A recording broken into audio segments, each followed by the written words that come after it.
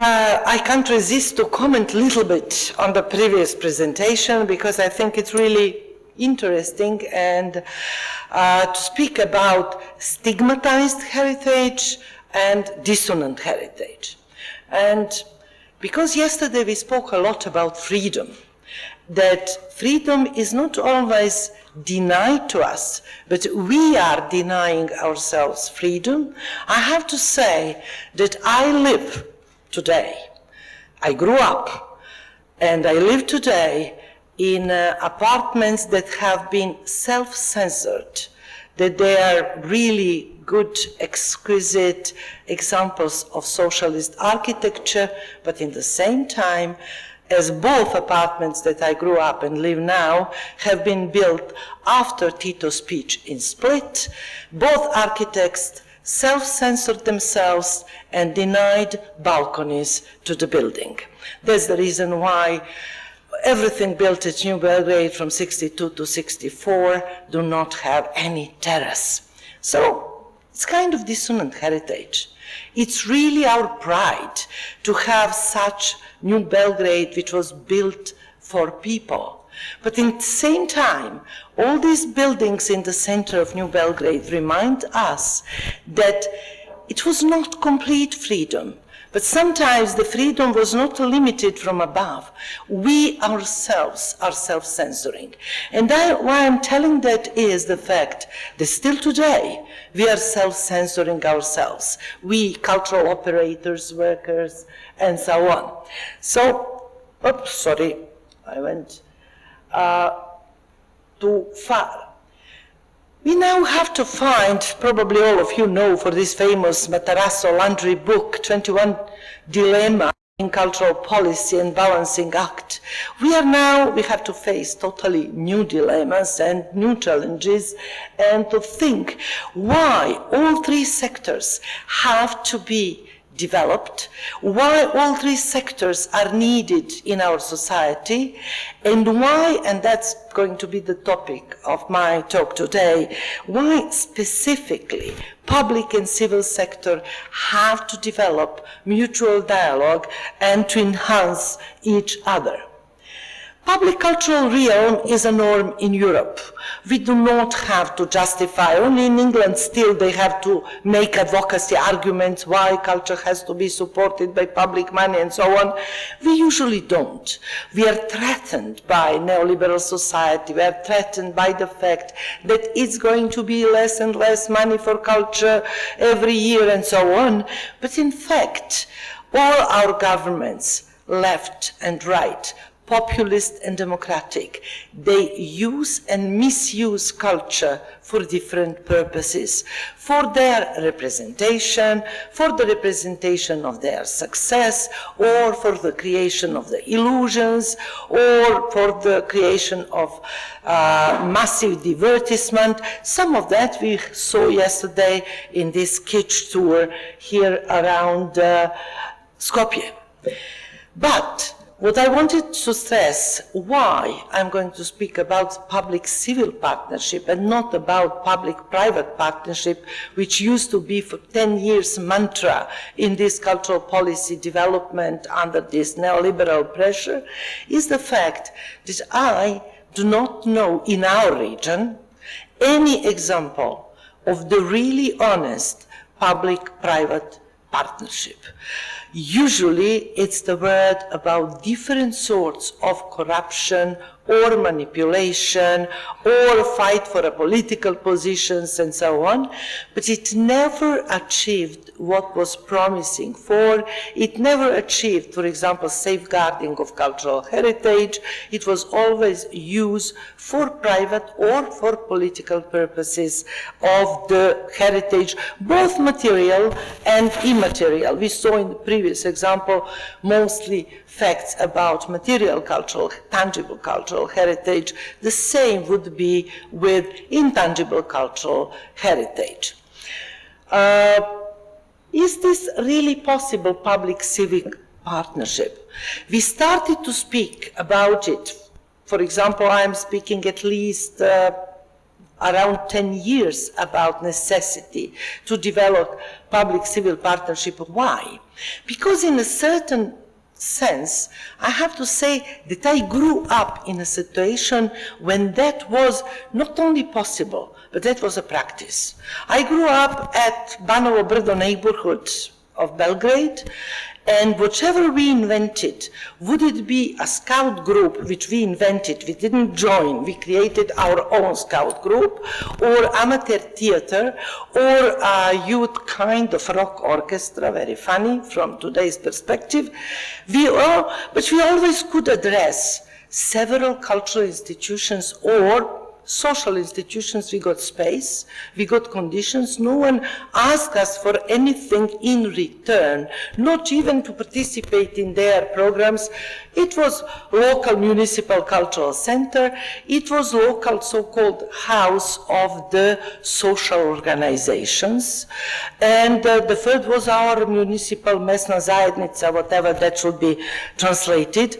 So no problem for space, even for the groups. When we formed our first group, we've been 12. So it was really kids, not really aware what we are doing, why, and how. So if that was possible in that time, that group of young people address public kind of institution and get everything, why not it is possible today? Why not a local library cannot give us a space for a discussion, debate, or anything, unless we pay them something? Why not local museum can offer us conditions, etc., etc.? So what we can, or what we should do to enhance these relationships? Of course, there are a lot of challenges in this process which might happen, which is that we, for example, as civil society organization, might lose our total autonomy if we really develop kind of a partnership with our local museum who would ask us to focus more on this part of oral history, local oral history, than on that part of local oral history and so on. We might also end up in self-censorship, knowing, okay, now we are not really only NGO, we are using public space, and let's be more responsible, let's not use these words, let's be less arrogant, and so on. And yes, that might end up in losing our subversive, critical potential, our, let's say, criticism, which can go and be really, how would say, non-prevented. So aims of this paper is to show different possibilities for the development of participative cultural policies. Although we are speaking all the time about participative cultural policies, I have to say that it's still more wording of European Union policy papers and wishful thinking than it is reality. Even when it comes to open method of consultation and so on, it's really not in the real sense of the word participative cultural policy. Emphasis will be on some of the examples of public cultural organizations which hosted and welcomed different initiatives from civil sector and thus enhanced their own work, developed their own strategies and their own ideas, and it was definitely beneficial for them. The second aim is, in fact, to present some possible advocacy, or to try to develop with you some advocacy arguments who might be used in the region to help to, how to say, endorse both public officials, public cultural institutions, but also civil society to enter in mutual dialogue and in mutual communication. Yes, all of that is happening in the situation when cultural field basically lost its symbolic, creative, and legitimating character in the sense of creating something new. What we see around us, it still has its symbolical character, but to do representations for political purposes. It started due to this new vocabulary to be considered more as a production, as a service, as something which is aimed towards consuming. And to all of us, we are forced to rethink everything we do in this sense. What is our product, what we are offering, and who is going to consume that? So the key question is how to make this Simpson family in the time of society of spectacle, entertainment, and amusement to go out of experience or entertainment industry and come in cultural or creative industries. Awful words, but yes, we accepted this vocabulary and we try to be subversive within it, but in fact, it's not possible. Accepting the vocabulary, we are accepting ethics, we are accepting meanings, and we try to be still subversive, but that would be very difficult. I'm not going to present you along what is characteristic of public cultural system in the region, because all of you know that very well, that this is a large, extensive network of institutions which are terribly ineffective, basically fulfilling only what is basic part of their initial founding mission, who haven't changed in some cases, like National Theatre of Serbia from 19th century, in some cases not changed since 1950s and so on. But they are using 80% public funds for culture, and they are ruled by partocratic leadership. Thus, mainly it means the leaders of those institutions have been nominated by political parties, and they know to whom they have to be accountable. So they are not accountable anymore to public and public opinion. They are accountable to those who have nominating them on their position. So I put it here, how cultural public role and public interest could best be defended. And it's not through this kind of example, because I question immediately how from sporadic acts we can come to systemic actions. Yes, Berlin Philharmony maybe is the best example in European public cultural system what one public institution can do, with whom this institution can relate to develop all sorts of programs aiming audience development, children programs, etc., thus in this case even treating refugees as persons, as human beings, as audience, because normally we think it's just enough to bring them all clothing and food, and that's our humanitarian, our conscience is calm. But we have really to think what and how we can change public cultural system to become really systemically changed. So not only that once in 5 years they do something that we are all going to be proud about.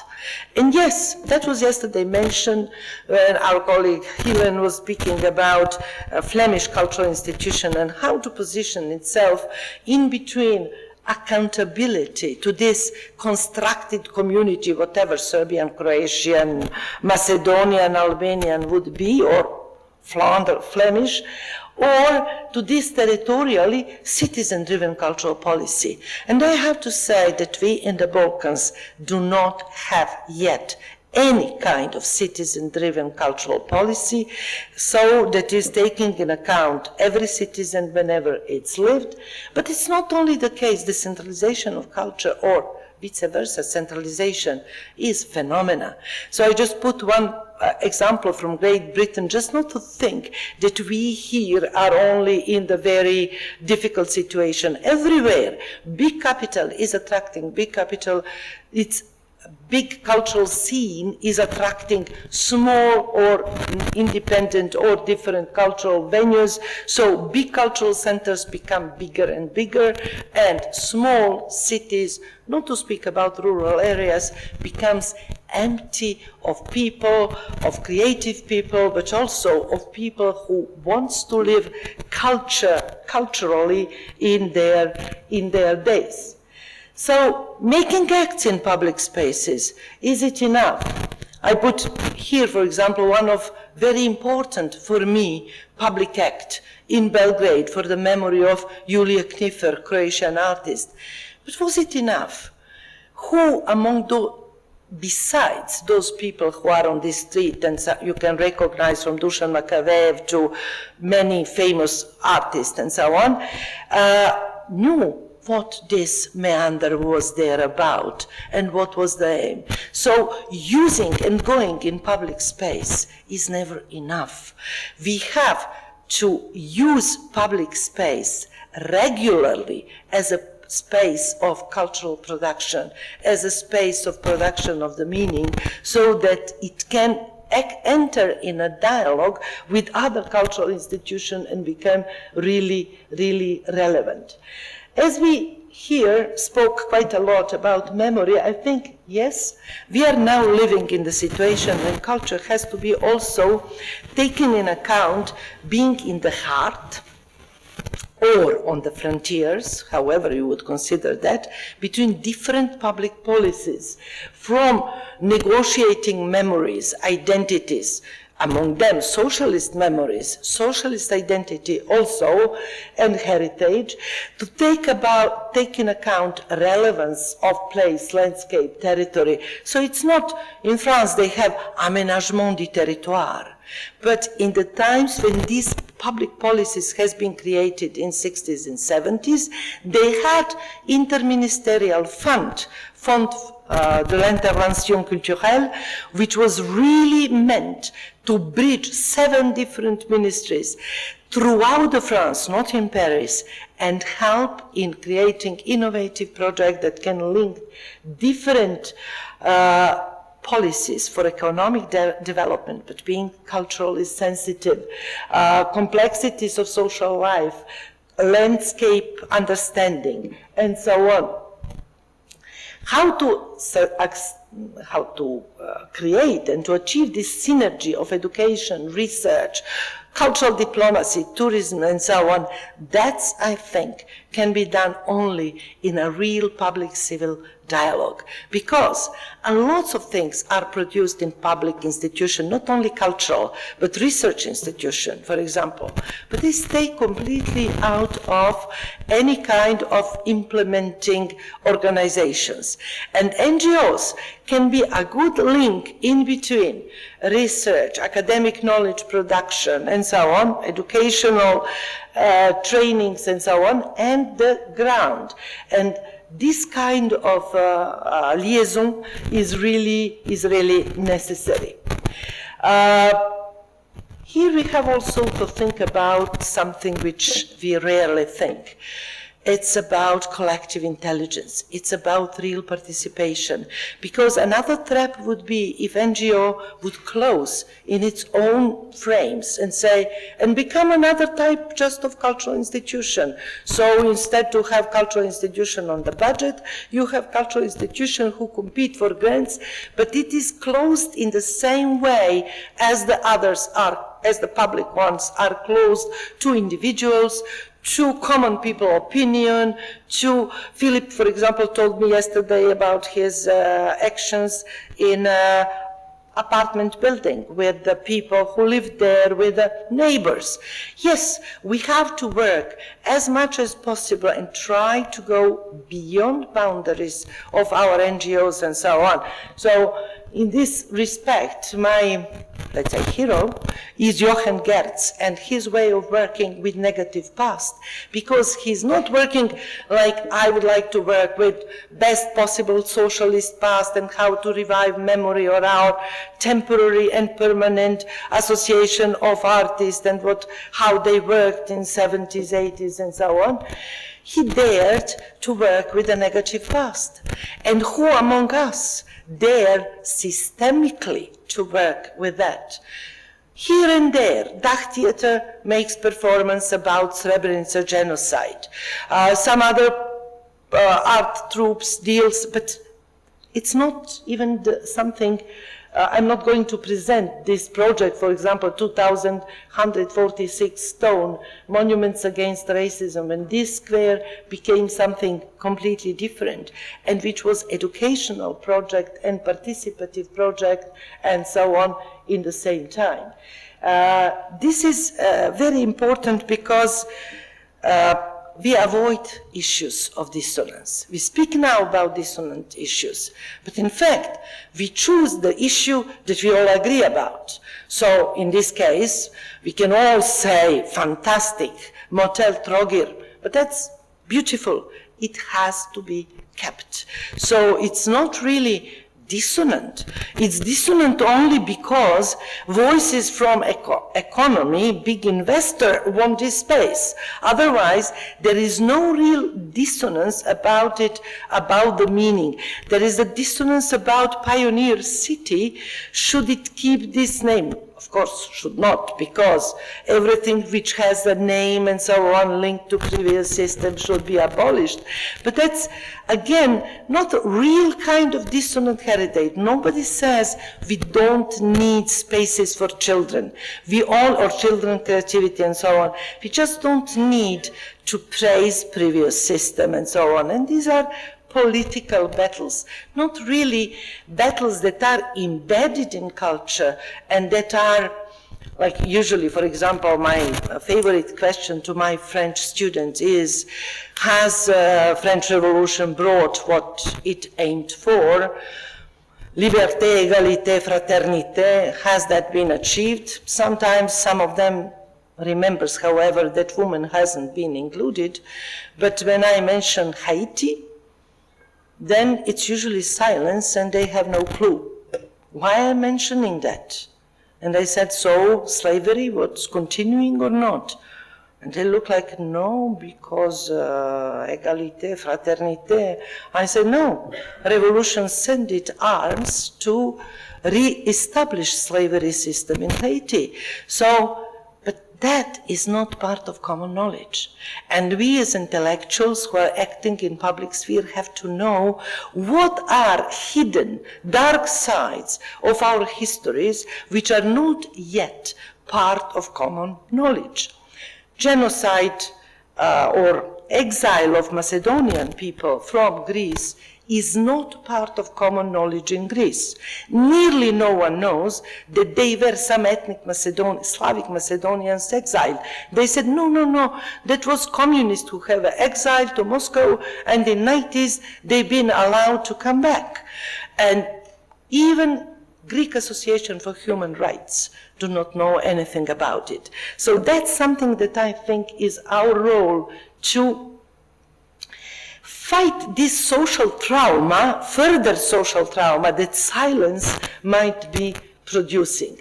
There is an excellent book that I will just like to recommend to you. Milija Gluhović is the author, Performing European Memories, Trauma, Ethics, Politics. And that's something really very revelatory to see how and why many of European trauma has never been discussed openly on stage. We are here people who are from the arts, from performing arts and so on. So we have to ask ourselves why this, let's say, Heiner Müller task, for example, why it's so rarely performed and so on. Or on this picture you see this performance that Dah Theater is doing every year, one day before 10th of July, before going to Srebrenica. But what you can see around, there is no people.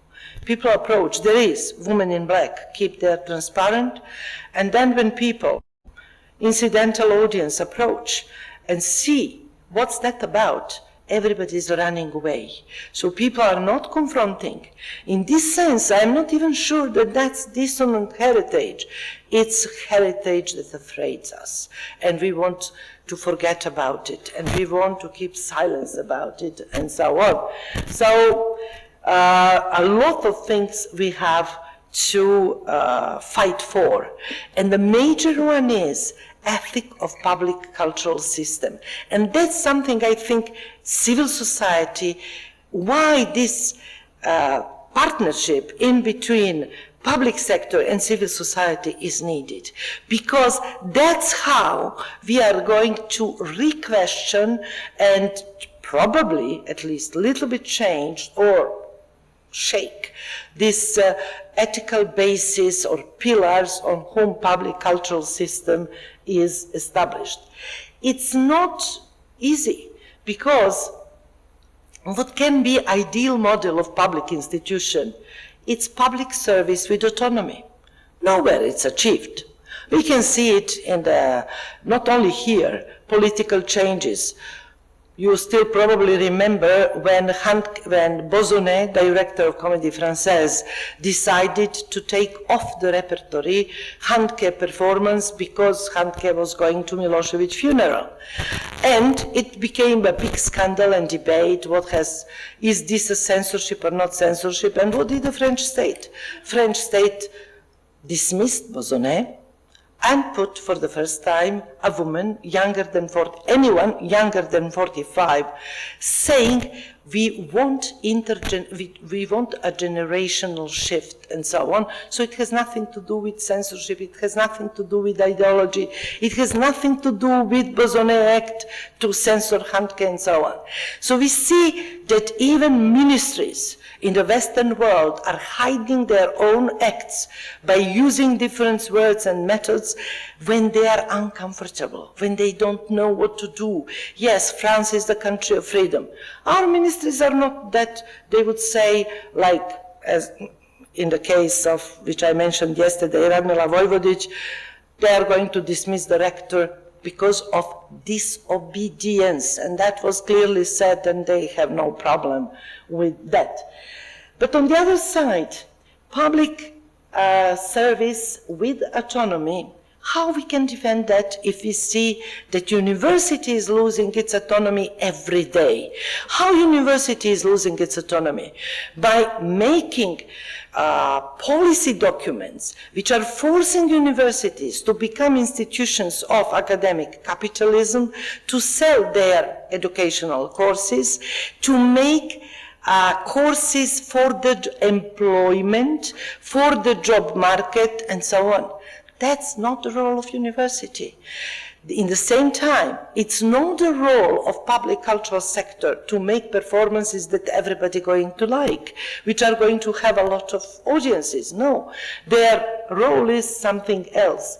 But how to achieve that when we are living in the state, in the situation where so-called evidence-based cultural policies, you are going to have money if you succeeded to raise your audience. How you are going to raise audience with the sensitive issues, with the issues people, for example, with a performance about Srebrenica, with a film about exile of Germans in 1948 from Yugoslavia.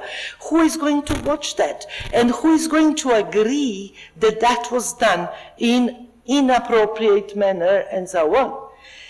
Taking this idea, which is now very totally accepted idea that the government is a service provider.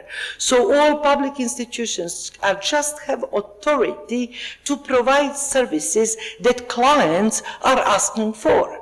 But culture is exactly opposite. We should not provide services that clients are asking for. We should provide contents that maybe are going to be asked, maybe not, but maybe we are going to provoke debates and raise attention and cross certain barriers and so on. So we have to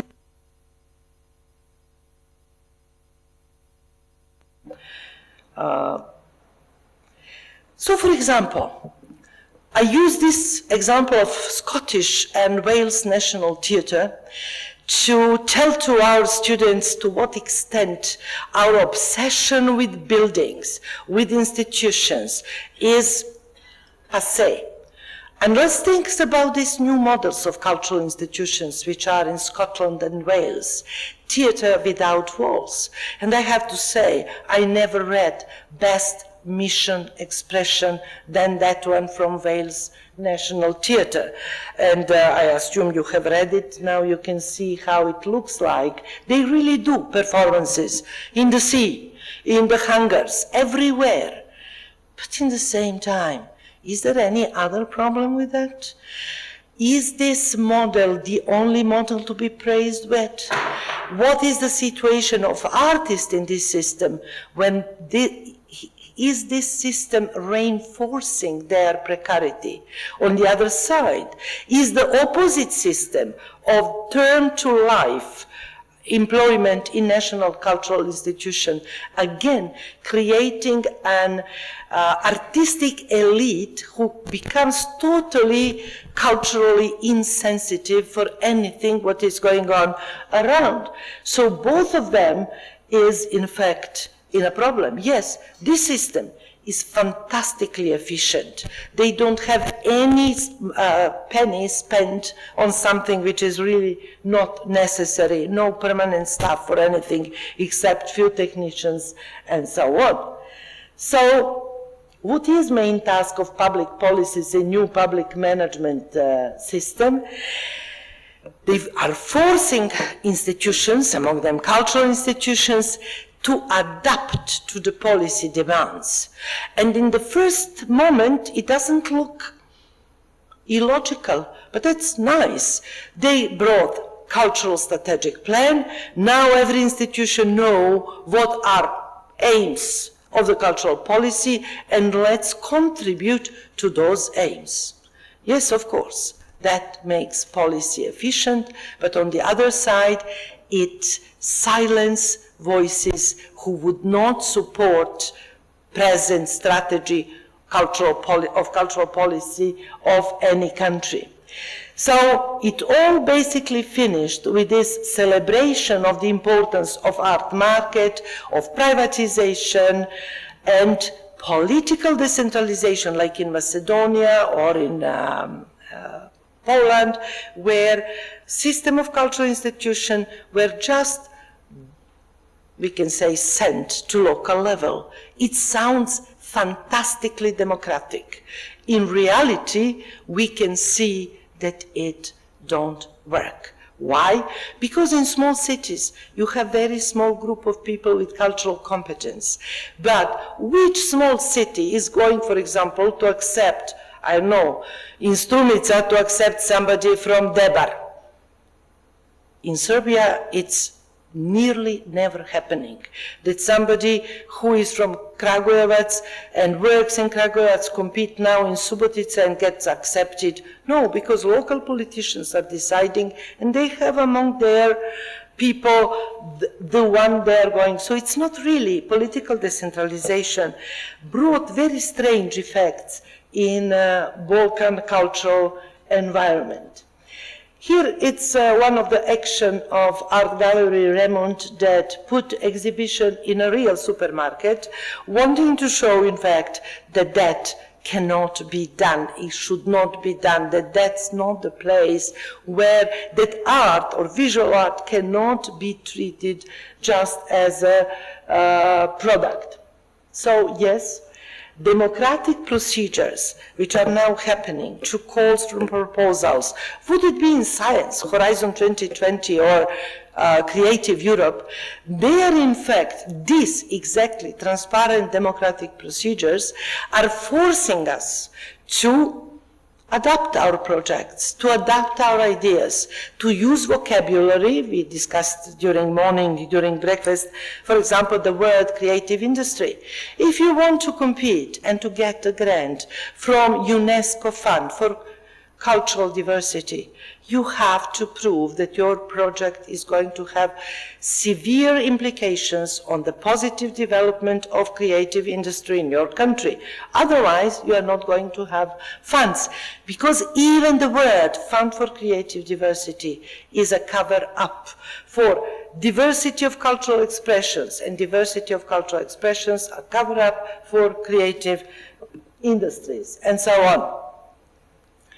So, yes, we have to deal mostly with silenced heritage. It's not always dissonant heritage, because how we can say, is Kenzo Tange urbanistic plan dissonant heritage? It's a heritage.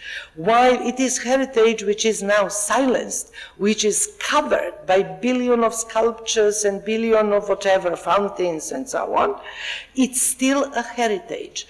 And we have to take it on a public platform and debate. Socialists also were silencing some heritage. So-called movement, for example, was totally silenced heritage during socialism. On the other side, how this heritage today is revitalized, is it also used as a justification for survival of one public institution, such as Museum of Yugoslavia? And we have to say yes. Is this the right movement to use one exhibition to defend right to protect something completely different, such as socialist heritage? It looks very questionable on the first sight. Why we have to put, I don't know, this stick for the King Peter II and not to put Tito's ones, just to justify for keeping the other ones? Yeah, we can see that. And now this use of Sokol, and then the plural. But I can say it's very good that they started to use plural. We keep memories, not memory. Yeah, because even if it speak about socialist Yugoslavia, it's about memories, not memory. And what is very important for this museum is that that's one of the rare public cultural institutions that is really linked to different NGOs, artistic ones, in creating different kind of artistic product, for example with Milica Tomic and many others, but also with civil society who is related to, let's say, accessibility to people with impaired hearing. They developed their own competencies. They started now to understand world around themselves totally differently, starting to work with different types of NGOs. So this kind of work became very revelatory for themselves. Another very I have to finish, very important action was called I Am the Museum, but I wanted to start long before that to say how artists in certain sense have the feeling what's going to be the problem in society, because this was 20 years ago in Sarajevo. Maja Bajević used the facade of the museum to make public performances with women from Srebrenica doing their artistic events and so on. So they felt that museums in Sarajevo are going to be closed due to the so-called application of the combined Belgium and Swiss cultural policy models. For the sake of the foreigners, I think domestic ones knows that very well. Republic of Srpska has opted from the Belgian cultural policy model, which means one language, one cultural policy. So as the language is now separated in 4 languages, then Serbian language, one cultural policy, while the Bosnian Croat Federation opted for the Swiss cultural model, which means every canton separate cultural policy. In rich Switzerland, where Canton of Geneva has bigger cultural budget than state of Serbia, it's possible to have cantonal cultural policy model. In poor Bosnia and Herzegovina, it's absolutely impossible to have 13 laws on culture, 13 laws, by the way, on higher education, on primary education, and so on, because it doesn't apply only to culture, it applies also to education. So, in this sense, 7 national museums closed, and the people have to self-organize, and I think this was a very nice civil action for the common public space, to protect heritage on one side, those artifacts, but fighting for a museum as a common public space. And when I started to describe this action, I started using different words, and then all these words sounded familiar. And then I Googled a little bit, and I realized, oh God, I'm so conventional. I started repeating words that are names of the EU years. So it shows that even we are not, we who think that we are free thinkers, so words like creativity, innovation, it was 2009, mobility, nomadism, inclusivity, integration, sustainable development, volunteering, everything, because it was about volunteering and so on. So then I said, how then to develop public-civil partnerships when all words are already used and misused? What are the words we have to create now and to co-creation? I hate to use this word because it lost any sense when we start speaking about policy co-creation, when experts just join what was proposed from above and find argumentation. What are recent policy solutions? Convention 2005 as panacea. And that's the most absurd UNESCO convention ever, and that is spoken now by somebody who is considered by UNESCO itself as expert for implementation of 2005 convention. I earned quite a lot due to this fact, but this is convention which is totally aimed towards support of creative industries, private entrepreneurship, private model in culture. But it has in its framework big words, support to civil society. Convention has to be implemented in dialogue with civil society, and the report has also to be presented to UNESCO in dialogue with civil society. This dialogue is faked from France till Cambodia. Nobody is dialoguing in Slovenia, in Serbia, and so on, but big words are there, such as culture as a fourth pillar of sustainable development, but it's nowhere. Cultural spillovers, that was the most recent, like culture is everywhere and culture is so, but who cares, in fact? It's always to try to find economic justification that culture is important, and we experts are contributing to that. So, to finish with bottom-up policy solutions, that is in fact my plaidoyer, and that's how I see this conference, and in a week, Nomad conference in Belgrade, as a platform for creating of bottom-up policy solutions who are not going only to follow what is said, what is recommended in EU, but can be using genuine new models of collaborative or other practices, solidarity, for example, REX, Center for Cultural Decontamination, magazine, or provocative actions such as opening your 15 minutes. First moment when I read it, I said like, what a joke. I mean, why somebody is going to ask artists for 15 minutes to put work of art and to take it down? But then you realize how subversive in its positioning this action is. That's what in reality usually one exhibition is. Maybe not 15 minutes, but 1 hour of the opening and not more than that. Center for Cultural Decontamination is really, that's something that I wanted to underline. Not only that they are free space for other NGOs to act, they are also used by public institutions. For example, Bitter Festival, when they wanted to make circus sphere part of the festival, they didn't address any public institution, they addressed Center for Cultural Decontamination. But they didn't give enough money to them even to cover for the toilet paper spent during this festival, circus fair and so on. But that shows to what extent mutual solidarity is needed. Sometimes resources are not in the public sphere, they are in the private sphere also. So, Center for Cultural Decontamination often are going outside of this courtyard to Kalimegdan, to different spaces, in front of police cordon. This is a very famous performance of Macbeth and so on. magazine with its billion meetings, events, projections, 1,670 was threatened to be closed. So it was a big action of solidarity throughout the civil society protecting magazine.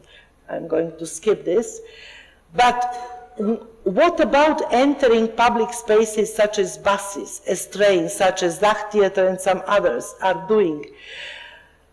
Through many collaborative projects, for example, I just took one forgotten of the Cultural Center of Belgrade, because Cultural Center of Belgrade is the public institution who is the most open to civil society initiatives.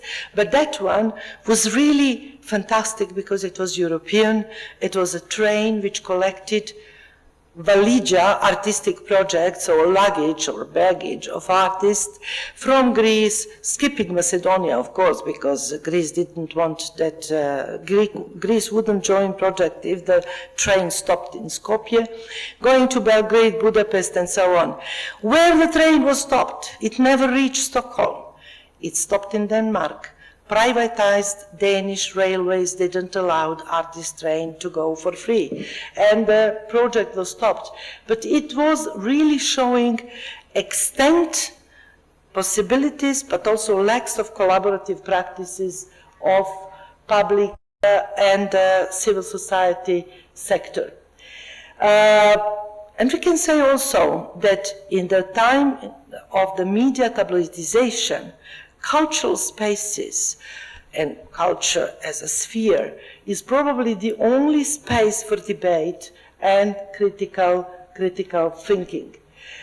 And to come up to the conclusion, we need a new ethos in a cultural policy public sphere, and we need innovation and synergy of the three.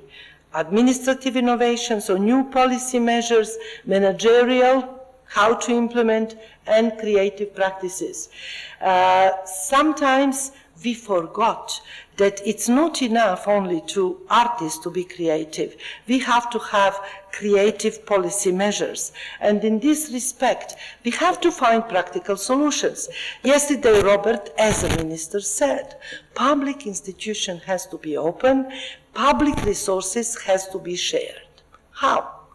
There are many possibilities, but several has to be defined or designed as such.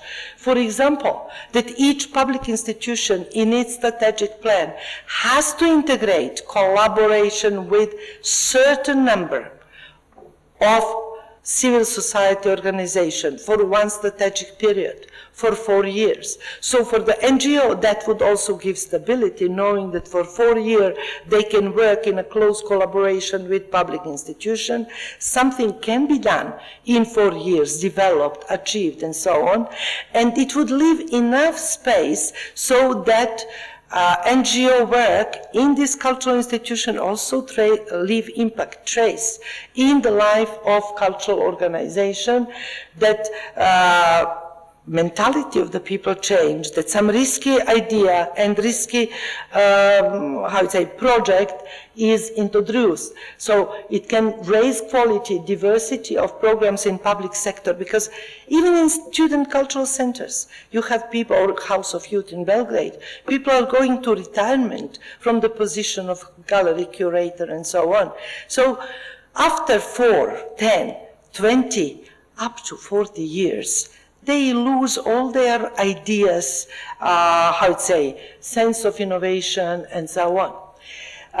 In this respect, I would like to close with this, Bitev and Bitev polyphony. Bitev is the most respectable public festival in the Balkans, probably MES in Sarajevo or Sarajevo Film Festival are competing with it.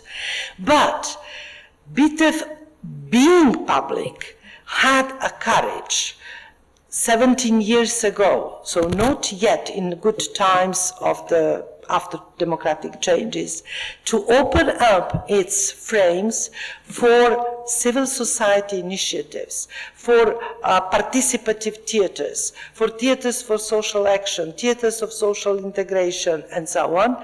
And this stayed up to now as equal part of theater festival happening every day. Of course, there is a problem. Public cultural opinion, media, and so on, they don't treat equally bit of polyphony. Those are those who work art in prisons. Those are those who do something in courtyards or in the lobbies or house stores and so on. So there is still a lot to be done so that bit of polyphony becomes not only space where now, in a kind of a luxury position, civil society theatrical initiatives of participative theater can gather, symposium created, and so on, but that this knowledge transfer from civil to public sector can really happen. And in the hope for that kind of platforms, I am finishing this speech. Thank you.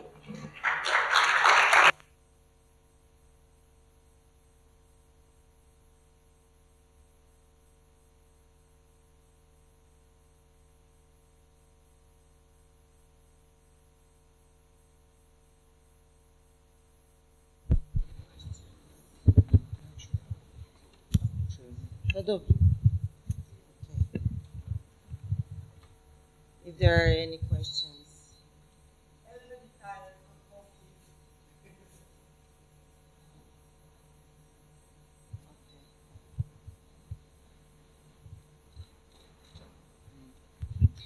I would like to just make one comment from what I've heard even before when you had discussion about the reactivating the certain kind of functional spaces from the socialistic period and so on. I was thinking while listening to your lecture that that a certain kind of amount of, let's say, cultural productivity and, let's say, creativity, artistic creativity in the post-socialist times, I think we, one thing that kind of comes recurring to my mind is basically how much socialist Yugoslavia is still subsidizing present artistic, cultural creativity and productivity, because if we, let's say, try to make an evidence of, for example, cultural infrastructure that was built in post-socialist times, we kind of see that there was very little done in this regard. So basically what we have, the spaces that we have, the material spaces, are the spaces which are either renovated or still used from, of course, I mean, mostly socialist times, and some of them also from the Austro-Hungarian or even Ottoman. I mean, but this is, for me, this is one thing that it's kind of brings to question this term dissonant heritage, because the real dissonance here is that basically the new, let's say, democratic capitalism and the circumstances in which we found after separation of the federation is that basically nothing was, or very little was really done in terms of new systems supplying the spatial condition for work and for, let's say, art and culture happening in the public space. Your question is very interesting, especially that you come from Slovenia. 1979, I'm with students on my first study trip around Yugoslavia, and we stop in Ljubljana. And there we are hosted, among others, by Mitja Rotovnik, who in that moment is constructing House of Culture Ivan Cankar. And he says, as a difference from all other Yugoslavian republics, Slovenia hasn't invested up to now in any cultural building. It's the first investment after Second World War. For us it was very strange. Why? Because in Belgrade, and even in small cities such as Krupanj, the huge House of Culture was built as a present of daily politica to this city, which only for cleaning ladies it was spending the budget of the city of Krupanj. So it was another side of this socialist infrastructure building.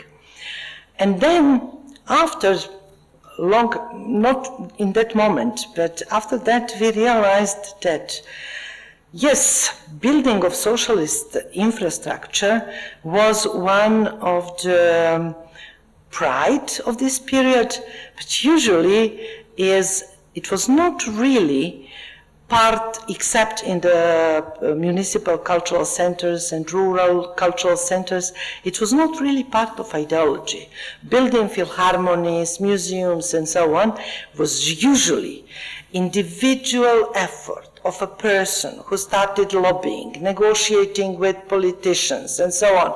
From Museum of Contemporary Art to Bita Festival, Atelier 212, and so on, it was never state politics.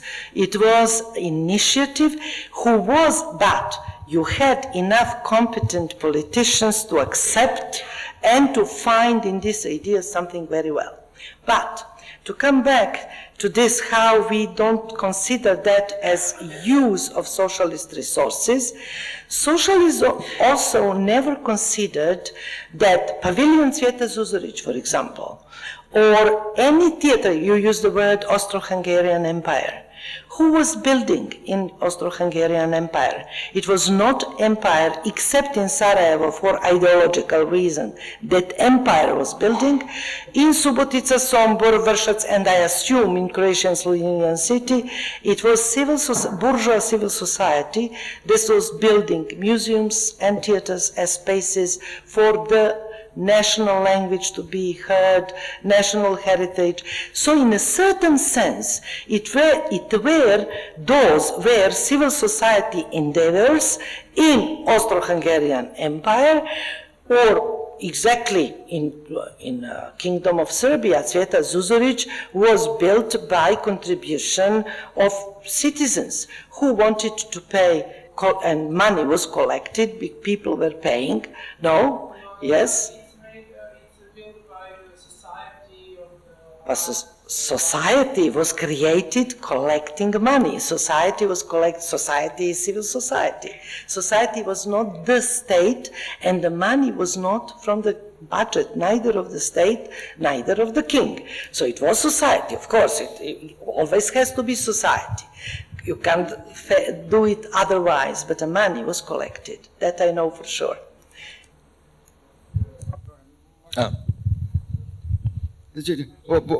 Just what then is a state? I mean, for example, I will give you an example. Mitja Rotovnik was basically official cultural censor at the period. Basically, he had he was on the top, one of the top position. I mean, I find him very kind of, it's always good to talk to him.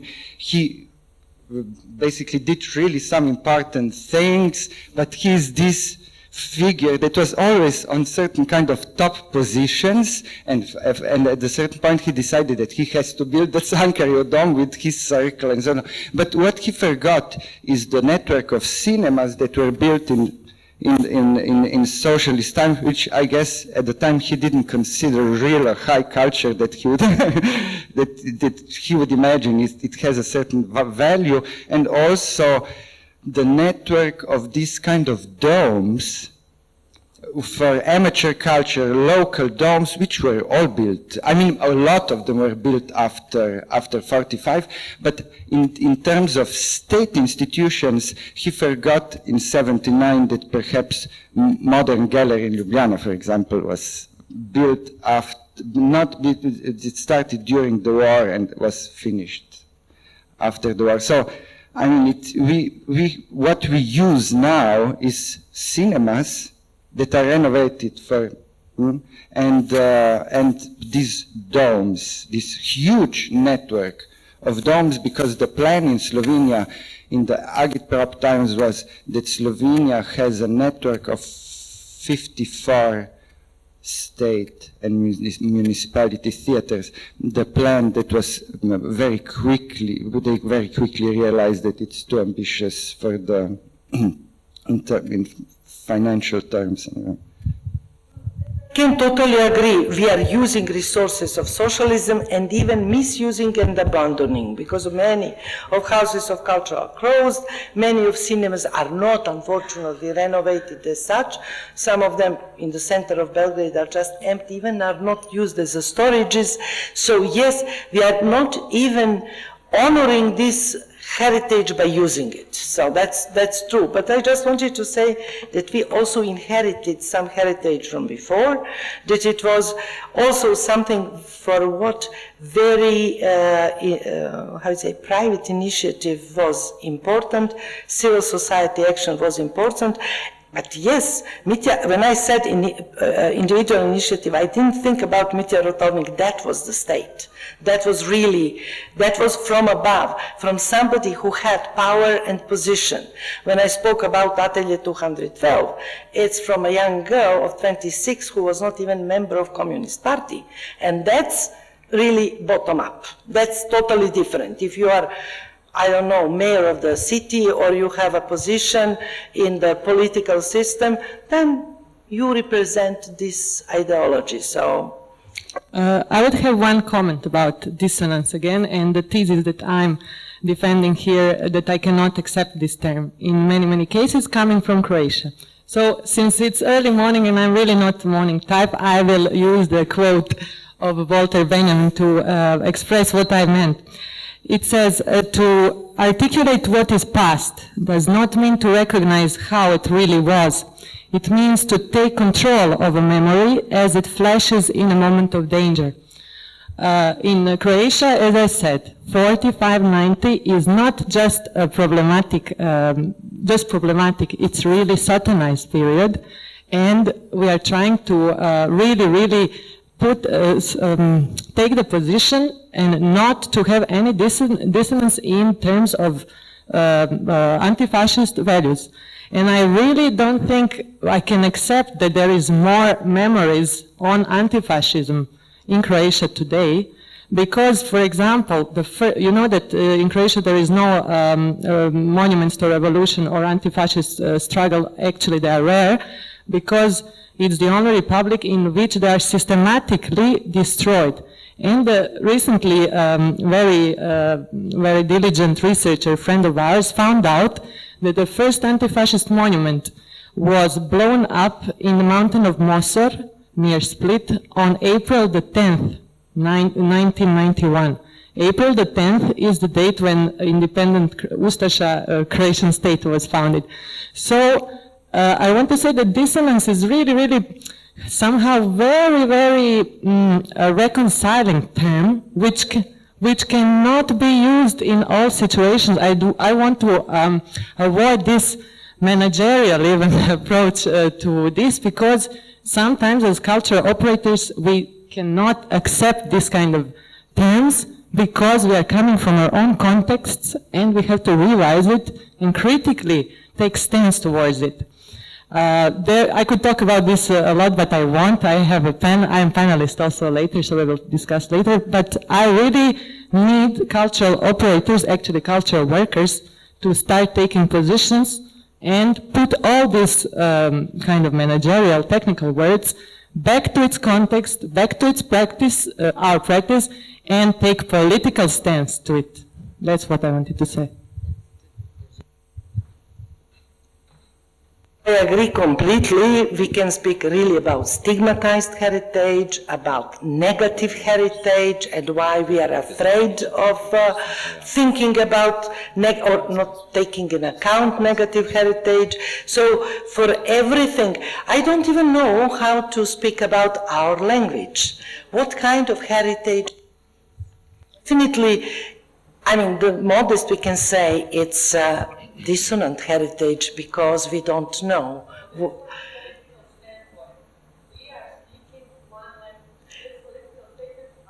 But the only problem is that even I cannot name, because my Montenegrin friends today, I would be offended if I would still call it Serbo-Croat, which I used to call it. So they say, where we are there. And then you cannot, the problem is, that's why it is so complex, we cannot name it. But of course, I mean, every language is a heritage of violence. There is no language today that is spoken that haven't previously killed several other languages, about dialect not to speak. So. Okay, I have just one short comment, as there was an example from Poland mentioned, as I'm from Polish theater context, so I just need to comment a bit about that. First, there is a big difference between Polish theater culture and theater culture in Yugoslavia and in post-Yugoslav countries. And I mean position of theater in a society and the power that theater has. So it's completely different. And a condition in a country itself cannot be compared to the small city culture centers as you did, because Poland is a big country with a huge cultural production. Most of the cities in Poland, like big important cities, are bigger than 500,000 people, which means that you have a quite good infrastructure, which is universities with theater department on each university, art schools and etc. But I mean, I agree partially with the system was bad or the system was okay. Only 2 theaters are directly subsidized by Polish Ministry of Culture, National Stary Theater in Krakow, where I worked in management team, and National Theater in Warsaw and Warsaw Opera House.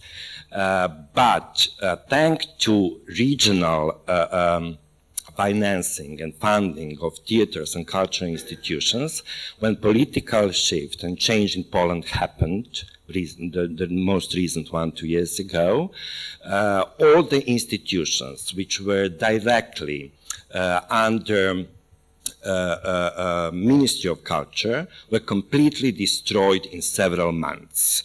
Because in Poland right now we have a hardcore nationalism which is in power, but thanks to this regional system of support, Warsaw stayed the only free space in the country, which means that now all the institutions in Warsaw, as the Warsaw City Council is still previous belong to previous political parties, actually liberal center. In a way, that sort of the system and the system of funding helped in preventing the Polish theater as such from a complete destruction. So it's not like that it's completely doesn't work. In a certain conditions, it appeared it worked very well, actually.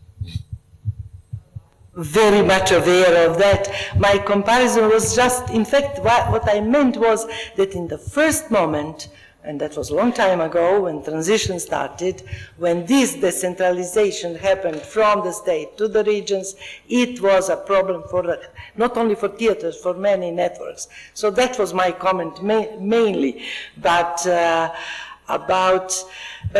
in fact, what you said at the end, it's still showing how dependent we are in culture to political authorities.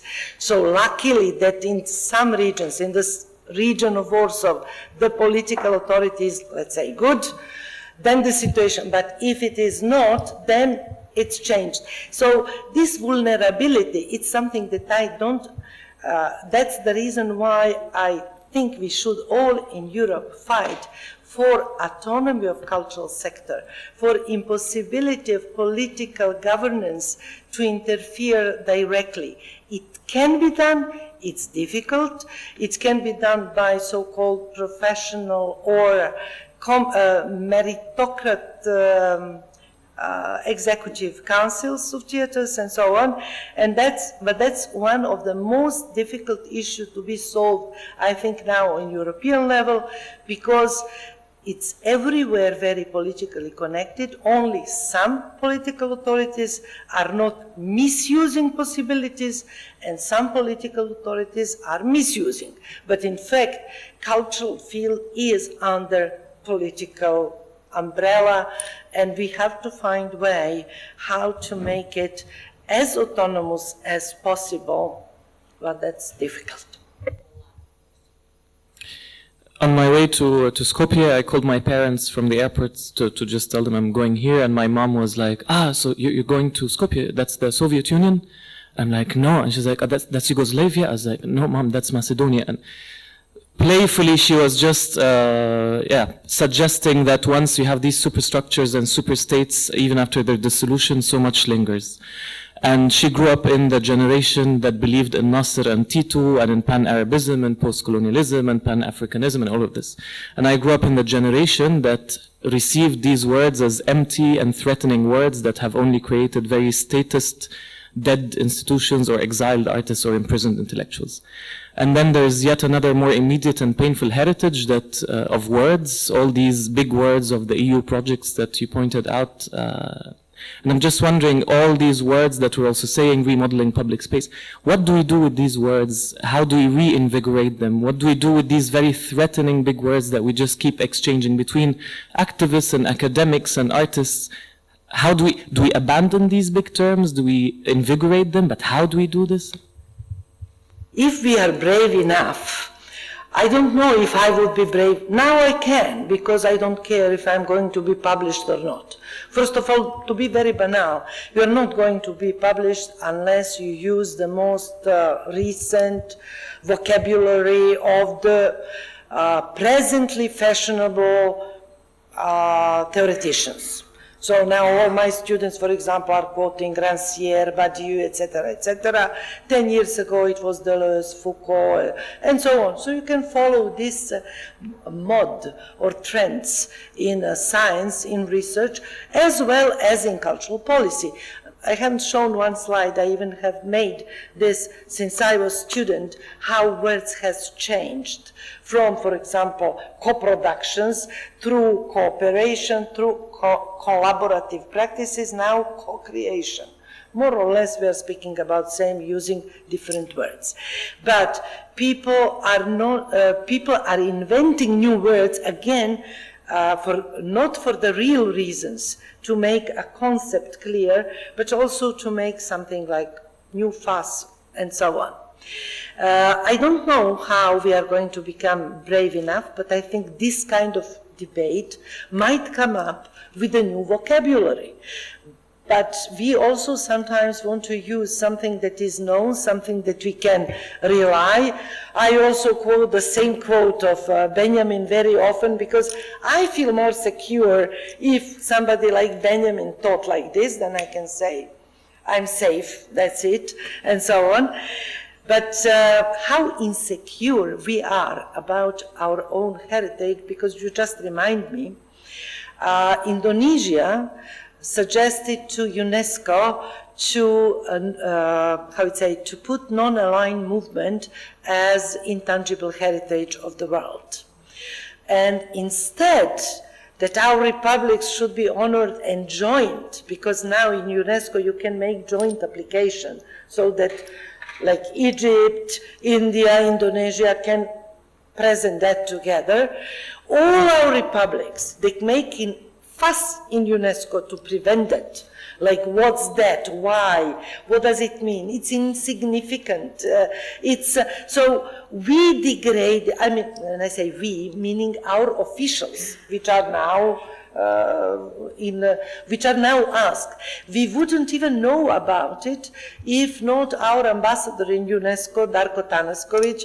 He spoke openly about it, and he said that that's scandal, that Serbia at least should supported it, but it didn't, because our politicians hasn't been brave enough to support something like this.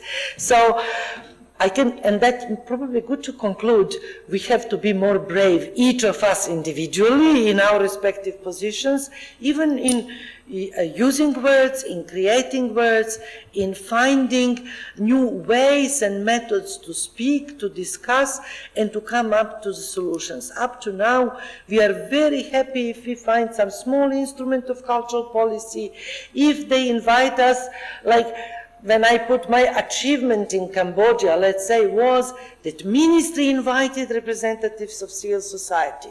First time in history of Cambodia, so it's achievement. I mean, it's so little, it's so nothing, but we don't dare even to put strong, ambitious task in front of ourselves. And that's also something which I wanted to say.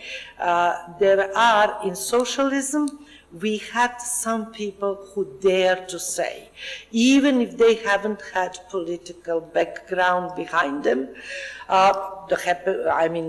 Polish theater is exactly example of that, what could be said in spite of the, let's say, not being part of the system. And paradoxically, I think we are less free today. 1 week ago, one official from European Union, DG for Culture, told me that she never heard someone speaking that freely in front of the DG Commissioner for Culture, like critically. Because she said, always it's very positive about programs of European Union. Nobody is directly criticizing. You might hear here and there, but not on the meeting in Brussels when we are together. I said just probably because I'm not from EU, so I don't care. I mean, nothing can happen to me.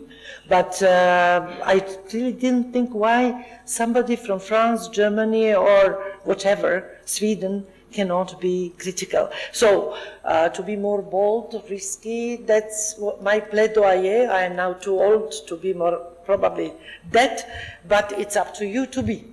That's it. Thank you.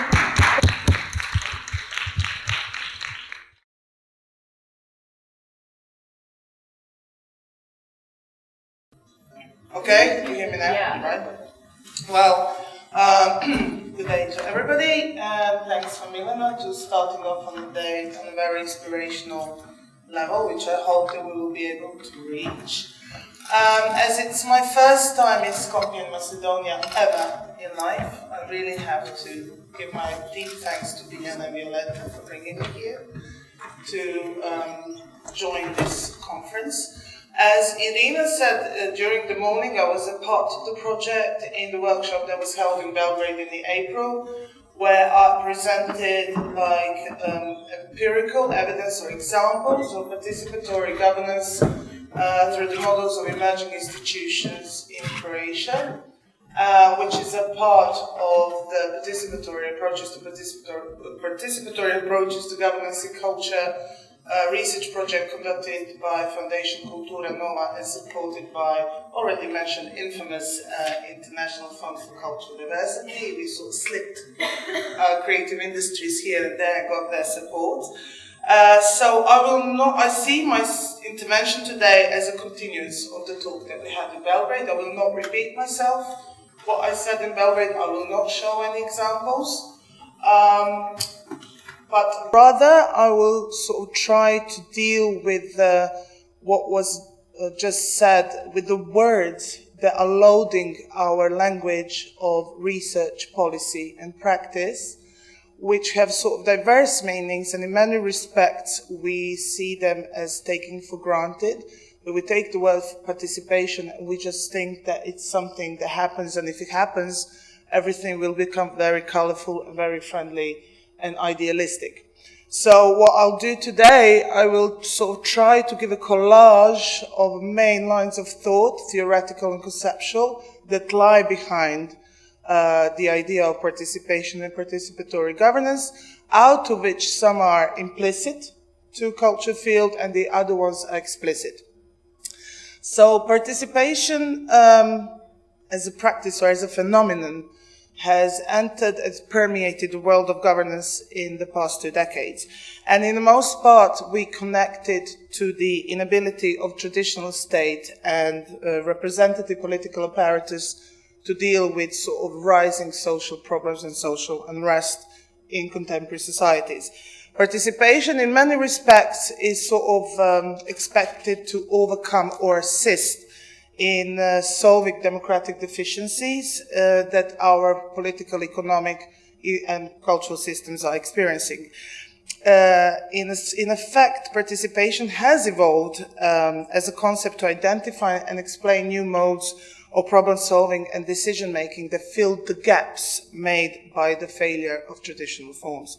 Political theorist Frank Fisher, as some of you might know, he's one of the leading scholars on the theme of participatory governance, and he situates it in a governance theory by putting emphasis on democratic engagement as a variant of deliberative practice that has to take place in the public sphere. This was most elaborated again by American sociologist Eric Olin Wright and political theorist Arshan Fung, who developed a concept of empowered participatory governance. For those two authors, empowered participatory governance is one of the solutions for the erosion of democratic vitality, of the political passivity, and retreating to privatism of social systems. What they suggest are the strategies that can advance values like egalitarian social justice, community and solidarity, as well as individual liberties combined with popular control over collective decisions.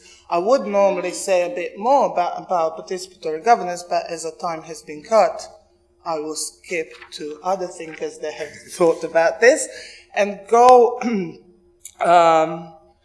to the realm of what Milena said, very sort of trendy a line of thinkers, and that is that participatory governance as a practice cannot be extrapolated from the contemporary philosophical thought, that of Jacques Rancière and Chantal Mouffe. Why? Because we cannot even ponder about participation as a practice if we do not look at the state of democratic maturity and democratic system that we live in. So why Rancière? Because Rancière sees democracy as a dynamic and uncontrollable process that is never completely definite, that is never completely consonant, that is never attainable or consensual. He argues that democracy constitutes a basic paradox which cannot be dissolved but only pushed and eschewed and reinstituted through radical politics. Radical democracy, as Chantal Mouffe sees it, is understood as a shift away from focus on citizens as members of state, while attention is mainly on duties and rights of political representation, towards a focus on a more active citizenship in communities based on participation. Apart from the world of sociology and philosophy and political theory, we find very interesting points and very interesting inspirations for participation from the world of arts. And here I will just briefly mention the work by Nina Simon on participatory museum, works by Irit Rogov, who wrote on participations and visual culture, and work of Nora Sternfeld, who defined participation as not being simply about joining the game, but being also about having the possibility to question the rules of the game, to question the conditions under which education, the public realm, and representation within institutions happen. All of these authors that come from the world of arts especially indicate that we have come to the times of the development of an experimental platform of a type of post-representative cultural institutions in a form of productive anticipation, or basically an actualization of the better future as a potential and a possibility. All of these thinkers that are briefly mentioned, despite their sort of internal differences in the line of thought, believe in challenging the representative, identity-born and consensus-typified democracy and community in favor of a lived, diverse and also paradoxical and agonistic dissensual togetherness. Participation thus must or should acknowledge the fragile and unpredictable, yet intense insistence and very effective, invested and more than to condition, calculated, and thereby completely and utterly indifferent systems that we are experiencing. To be able to imagine and to anticipate is vital for the emergence of new institutional culture that can open up or secure new public spaces where activities can take place that have not been firmly sort of decided or defined, and when these unavoidable paradoxes become strong dynamic force. One of the key questions with participation is always, why do we believe that participation as a practice or participation as a phenomenon can be sort of a solution to the problems that we find in the ossified cultural systems? And what kind of change do we expect from introducing participation into governance in cultural decision-making?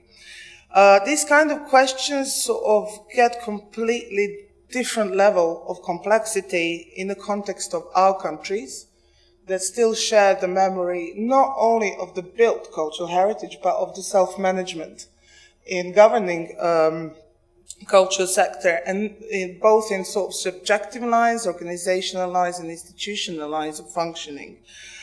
But our countries have also, which have that sort of memory and which had that practice, sort of, have been re-centralized during the last 27 years, and we are now faced with the situation what Milena talked about, where decision-making bodies are more accountable to the political parties and less accountable to the wider public.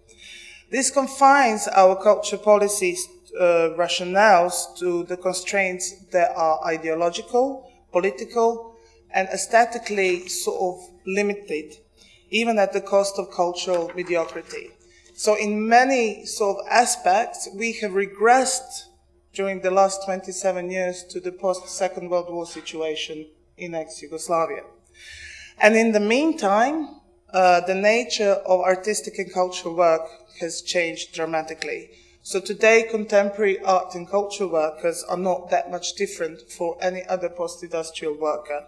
Producing artistic work in capitalist environment is marked by hyper-flexibility, acceptation of growing inequalities, teamwork and short-term projects, which is one of the main reasons behind seeking new institutional and organizational arrangements.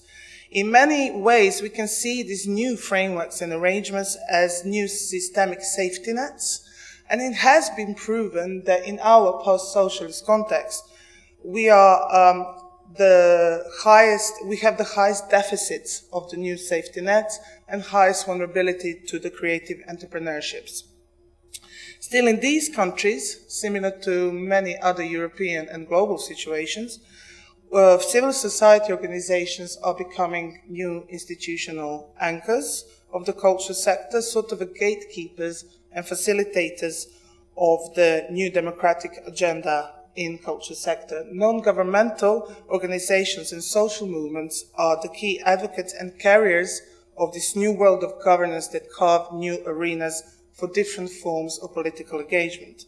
Wherever we look, basically we find that it is the civil society organizations, or as they call them, dynamic minorities, or even in Croatian context, hostile minorities, that are at the forefront of democratic renewal of the cultural system, where they serve as a sort of flexible and very porous representational agency.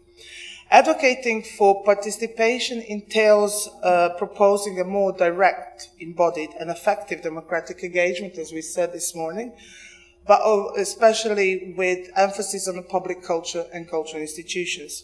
This cannot be achieved very suddenly or very abruptly or very quickly, but through rather gradual shifts in orientation of subjects, organizations, and institutions, as well as through reappropriation of seemingly self-evident, but nonetheless very politically loaded terms such as access, inclusion, ownership, agency. All of these words that we said that are just there and they sort of lose meaning over time as we use them just to sort of satisfy the framework funding or framework the policy is imposing upon us. But another critical question that arises when we talk about the participation is who is to participate, in which way and how. As Nora Sternfeld, who I already mentioned, claimed, today arts and culture are not supposed to be there for all, but to be there to be made with everyone. Though this type of approach is much different to that of the 1990s with the narrative of cultural education and the growing cultural participation, because just to participate in cultural and artistic activity is not enough. Today, it's more a matter about engaging in discussion on the governing conditions and redistribution of power. It's about entering into the contentious territory and very tense sort of situation of what can be said and what can be seen in the public space. So it is a struggle of power for distribution, but also for expropriating the power relations within the field of visibility. With all of this in mind, we have to be very, very vigilant when we think about sort of applying participation, the principles and rules of it, in the field of culture, so that we sort of preserve and sustain the meaningfulness of cultural contents of culture policy. In respect to our specific realities in the countries that we come from, the ex-Yugoslav context, the infamous one, we have to sort of be very vigilant to resist to the classic problems of immature democracies, which is to fail again, sort of thing, to outbreak of wild passions and lowering of the mass taste and firming coalitions between culture and politics. To quote Croatian sociologist Vjeran Katunaric, we live in societies where democracy is seen as a game of musical chairs played by the political elites and not as a mechanism for participation and decision-making from below. This trend in general disbelief and mistrust in political elites and institutions stays until nowadays, and we see it with the gradual and steady decline of the population that even sort of participate in general elections. The social reality of our parts of Europe is the cultural values that the general sort of citizenry receives, is that they receive them from the TV set and from the religious organization, i.e. in Croatia Catholic Church, while only minority of the counter elite is linked to the products and values of democratic political culture. So this is the setting, this is something that we really have to think strongly about when we think about democratic engagement and participation in our context, because it makes the whole story that much more challenging. So finally, participation by all means has its depth and it has its values, but we still have a lot to learn about it. What we know so far offers enough space for optimism, but this optimism has to be very cautious. The practices that we've counted so far show that new forms of participatory governance are not straightforward, they are not easy, they're not linear, and they're not transversal. Participation as a practice, though, has to be extremely contextual, very carefully organized and facilitated, even so cultivated and nurtured. Because, as I said, it's not about getting into the game, it's about deciding on the rules of the game themselves. Thank you very much.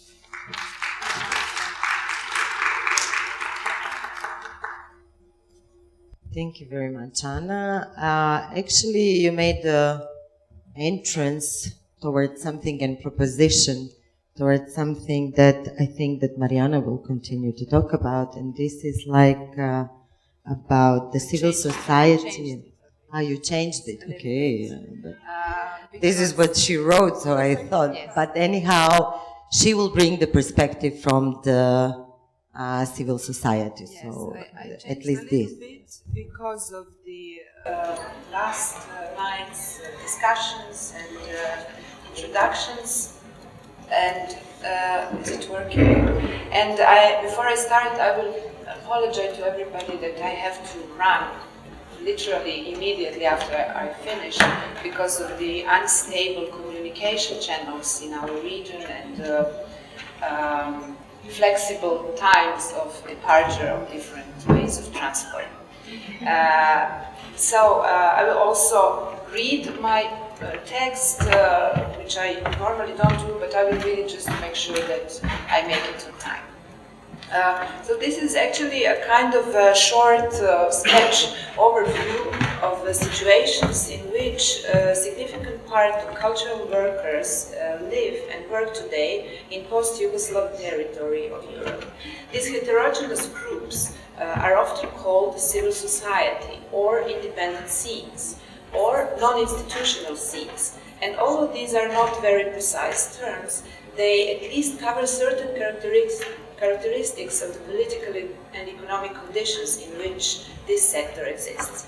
It means that these organizations, initiatives, groups are mostly associations of citizens, smaller or bigger, that started different initiatives in mostly contemporary arts, various areas of contemporary arts, in different also transdisciplinary practices, art festivals, research, theory projects, but also in cultural heritage and different approaches to cultural heritage, alternative education, activism, work with social marginal groups in working class neighborhoods, with children, youth, and so on. So these actors' ways of operation are mostly based on project funding. They are non-profitable and usually know their spaces to work and be active and be visible, but they rather roam around their cities and constantly look for the room for their actions and programs using their different tactics and strategies of collaboration and connections. And they are all in situation to compete with each other and with everybody else, to compete for crumbs of financing, space, media attention, and so on. They are, of course, surrounded by the market and its tools that penetrated deeply cultural policies on all levels and in all forms. This situation put them in permanent instability in which they have to keep small-scale organizational structures, where they have to develop high level of multitasking and high level of motivation to keep up working. They are also in constant struggle with the dominant politics, which gives them potentiality to be political. But it is not always realized. There is naturally a high level of opportunism there.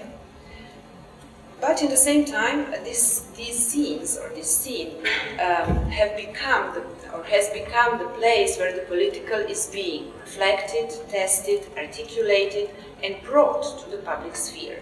It is the place where the public sphere is being constituted while the public sphere we used to know it is disappearing. It is there where we could start talking for the first time about precarious work, governmental precarization, privatization, commons and commoning, inequality, and so on. But also, we could start working with all these notions and topics, and ironically, mostly in the form of projects. And it is also the space where from which most often the invitations and initiatives go towards student movements, workers' movements, academia, politics, urbanism, education, for getting together. Collaboration is their strongest asset that sometimes also grows into solidarity.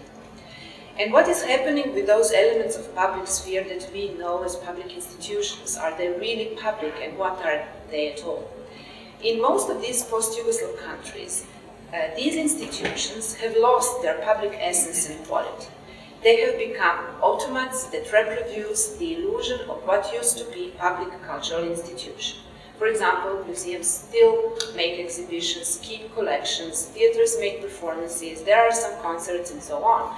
But actually, they are more instruments for dismantling of every possibility for critical questions about what we as societies are doing and why and where it all goes.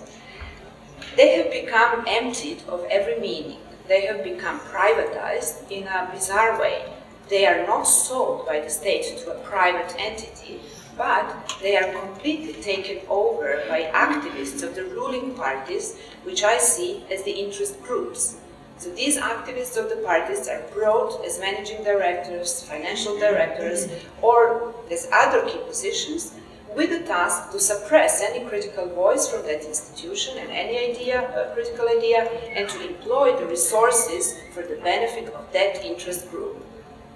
It doesn't matter how big this group is, it is still an interest group. So they become private entities that use public resources. And what happened with the professionals who work there, that's the question, in order to survive and keep their work, they alienated of their labor, of their means of production, meaning critical thinking.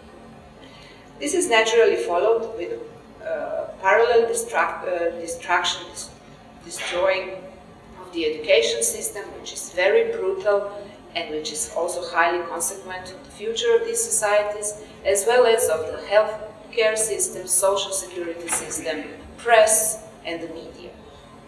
So the current model of precarious margins and threatened center is working perfectly, contributing to the finalization of the restoration of capitalism in these post-socialist countries.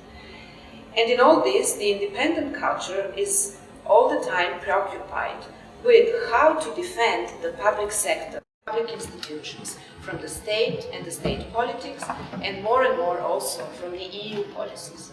It employs its knowledge and collaborative practices to motivate cultural workers to raise their voices, waiting also for the voices of the academic communities, making the workers' protests be heard in cultural sphere, creating islands in the public sphere where the public, common and collaborative become possible. With such attitude, the independent organizations and initiatives are not wanted by the official cultural policies and institutions, so they are in the best cases ignored, no matter what they do in their respected art and culture fields. The impact of this work still reaches the public because it constitutes the public sphere. This sphere is limited. It is an island, but it is of vital importance.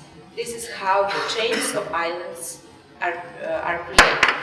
They interact, communicate, fight, oppose, and criticize each other, but they make the space livable.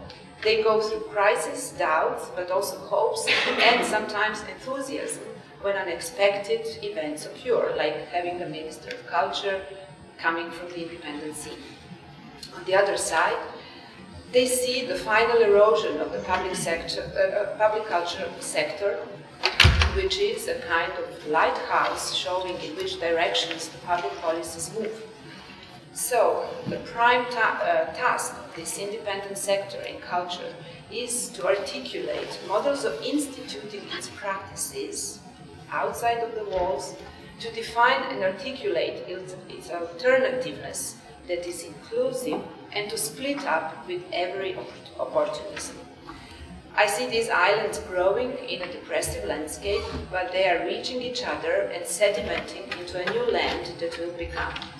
This land needs new kinds of space, both virtual and real, a new economy and transversality. As Isabel Laurie said, it also needs a figuring of subject and identity logics to be able to find new language of politics capable of widening the field of political possibilities. What we have here is our Yugoslav socialist anti-fascist heritage, which gives us a solid ground for this search. Our task is to critically examine it and bring it back as the knowledge that is precious here and now, but also to share it with other islands around the world. It cannot be done by public cultural institutions because it is banned and systematically suppressed in this context, but it is still there. It is in the memory of the people who still work there, and also in the very foundations of the most of these institutions, because most of them were founded as institutions and shaped in Yugoslavia. So the questions I hope will follow, and unfortunately I will not be there.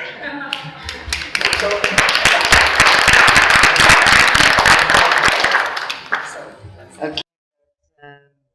Yes. Actually, the thesis that you have and developed here, I think that our next speaker, Sanja, will maybe oppose it because, Yes. yes, because course I she's will. coming. Yeah, I know. Yes, of She, course I'm opposite. I'm an archaeologist working in a National Conservation Center, one of the professionals that she was giving the theory about. I wanted to do some show off how much we have done in the past 4 years, but I'm changing my heart about it. I'm going to speak something more close to this theme we have here. Our activities, the members of the Trade Union of Culture, and my professional as a senior conservator in the biggest conservational center, as one of the members of the group who are doing the strategy planning about conservation and management of cultural heritage. I find actually the model of public spaces in culture somewhere in between. Yes, we do have some spaces who are not even adequate for the lowest classes of people. We work in the buildings who have molds and animals going around, not even have decent toilets. And from the other side, we have buildings like the new archaeological museum, whose depot is fulfilled with water, and a museum with 3 names which had perfect environment. So somewhere in between, actually, we have to find this place to do our professional thing. From that point of view. From the second point of view, which I'm actually representing now, it's the point of the rights of the workers. Not only the professionals who are working in our institution, but everybody else. In the past 4 years, I will put this presentation just to follow me. Everybody from Macedonia knows that we had some trade union of science, education and culture all together, and there was quite a huge number of 35,000, but they just stopped doing what they had to be done about the rights of the workers. So in 2007, 2008, the group of musicians formed their new trade union of musicians of Macedonian Opera and Ballet and Macedonian Philharmonic. In 2013, a group of song, the trade union before I talk about, just get out of it and went back to the musicians' trade union and make this actually trade union of culture. Since then, until now, we are doing quite a bit of fighting with the governmental representative. Actually, I'm going to skip this. Not only the rights that we have concerned about for our cultural workers, also a little bit wide. So we get in together a big charter of solidarity, connecting in, all together, try to make some together fight, which actually get good results. I'm not going to talk about it. Also, we are getting bigger and bigger and doing our awareness in all big fields of cultural fields, actually. But in 2014, there was a new law of culture which make us very proud and give us a name of, I don't know how to translate, please help me, Davatelji na javne usluge. providers, I think. Or maybe the translators can help Davatelji na javne usluge. Service provider. Public service providers. Public service provider. So actually it was not only offending, it was also a very obligatory about the laws and making us administrative workers, not cultural workers, making us work so much more paperwork than the professional work. So we started protests. As the moment we went out in front of the Ministry of Culture, we were just tagged as a opposition group of blah blah something. We didn't mind because our cause was bigger than that. it was our cause was just not only to get all together fighting for each other's rights, but also for the problems that actually government gave us into our cups. We didn't stop that because we didn't have any results from our protest. The former Ministry of Culture, this person, Elizabeta Kamczewska-Milewska, several times she asked us to join us and try to solve the problems, but she never ever do anything to do the salvation about it. So we continue with the protests we have made the next year as well. In that last protest in 2016, we were stigmatized that we are anti-Christian, anti-national, I don't know which also names we got, but still we were numbered and we raised our voice. In between, no other environmental things were approved for us. Nothing was better because we raised our voice against them. So social workers just became a bug who actually make the opposite to the rulement of that previous government. From the beginning of June, actually there was a kind of a change with the new governmental administration. Nowadays, we are proposing ourselves to be a partner for a social dialogue, but not only for the workers' rights, also to be partners and members of the teams for strategy making plans.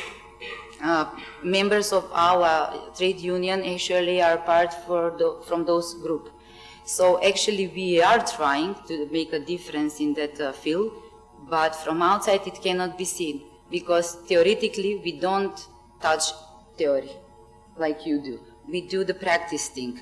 Somewhere in between, I believe that we have to find this our space for, I don't know, for our engagement in culture as a professionals, and also with the basic human and workers' rights.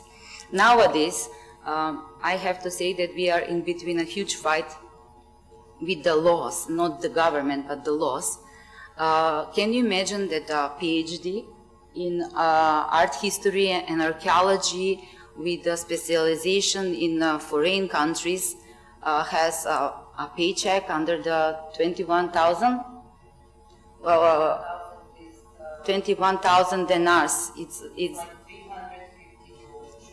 so please tell me, where is the awareness of the people who are actually starving?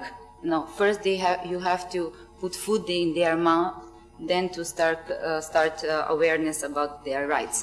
From the other hand, there is a new law for payment, the lowest payment actually, about 200 euros. They are fighting about to get it up. Besides the sector of sewers,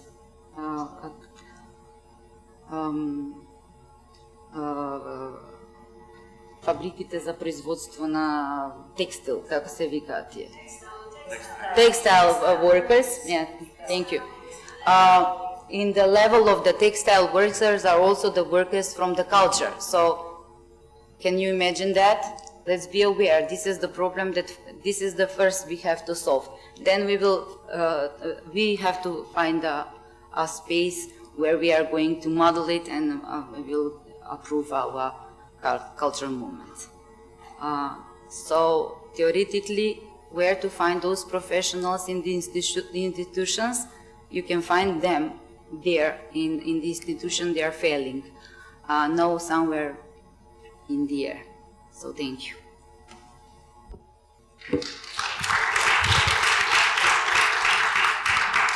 Thank you so much, Sanja. Actually, you talked about something that it's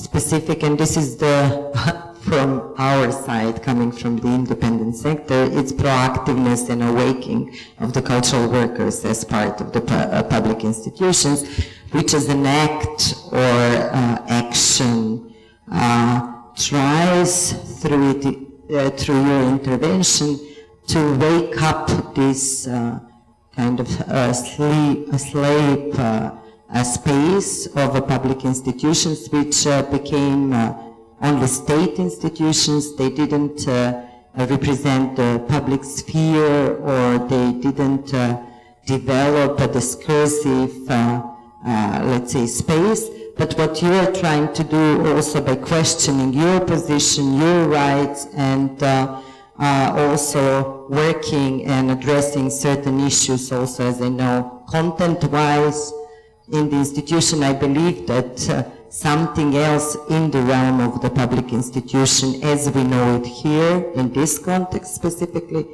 would probably change. And now I would like to invite Goran Injac that can give a specific example of one. So you asked me to shorten to shorten presentation to 10 minutes, but it's okay. You can have 15. Yeah, but it's okay. No, because I wanted to talk about programming the institutional theater and institutions, about curating institutions on 3 examples. One, National Theater from Rijeka, Mladinsko Theater, and Powszechny Theater from Warsaw. So 3, I'd say, 3 different contexts. But I think it's too ambitious for 15 minutes. And according that some things already been said in Professor's lecture at the beginning. So I decided just to make a short introduction, not about the process of programming of institution and institutional theater and making a program which is politically relevant, but rather just a few remarks which will help you to conceptualize by yourself what I will say after. And I will talk about 3 art projects which could be used as a illustration for the lecture that we heard. And that's it. Then if we have time for discussion, so then we can use other examples, or maybe we can talk more about what I will just mention in brief. However, presentation doesn't work as it is Mac format. I'm really sorry. But I brought some materials, including recordings of the performances that I'm going to talk about, so you can check. I'm really sorry. However, Mladinsko is institutional theater in Ljubljana, in Slovenia, which is funded by Slovene Ministry of Culture, as most of state institutions, theater institutions in Slovenia, and it had a really, and the budget is about 3 million euros per year, which is, I think, fourth biggest one in the country after Maribor and National Theatre in Ljubljana. Just from a ministry.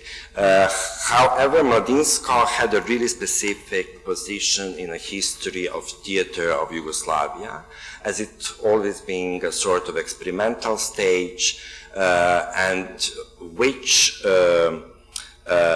experimented with the theater system itself, as well as producing politically relevant and politically provocative theater products. It's been such from 70s, from Jovanovic, and after with work of Ljubiša Ristić from 80s that became a sort of image of Mladinsko, and it framed its specific position in that Yugoslav theater contest. It happened because of different reasons, and I don't have time now to explain that. We can talk after.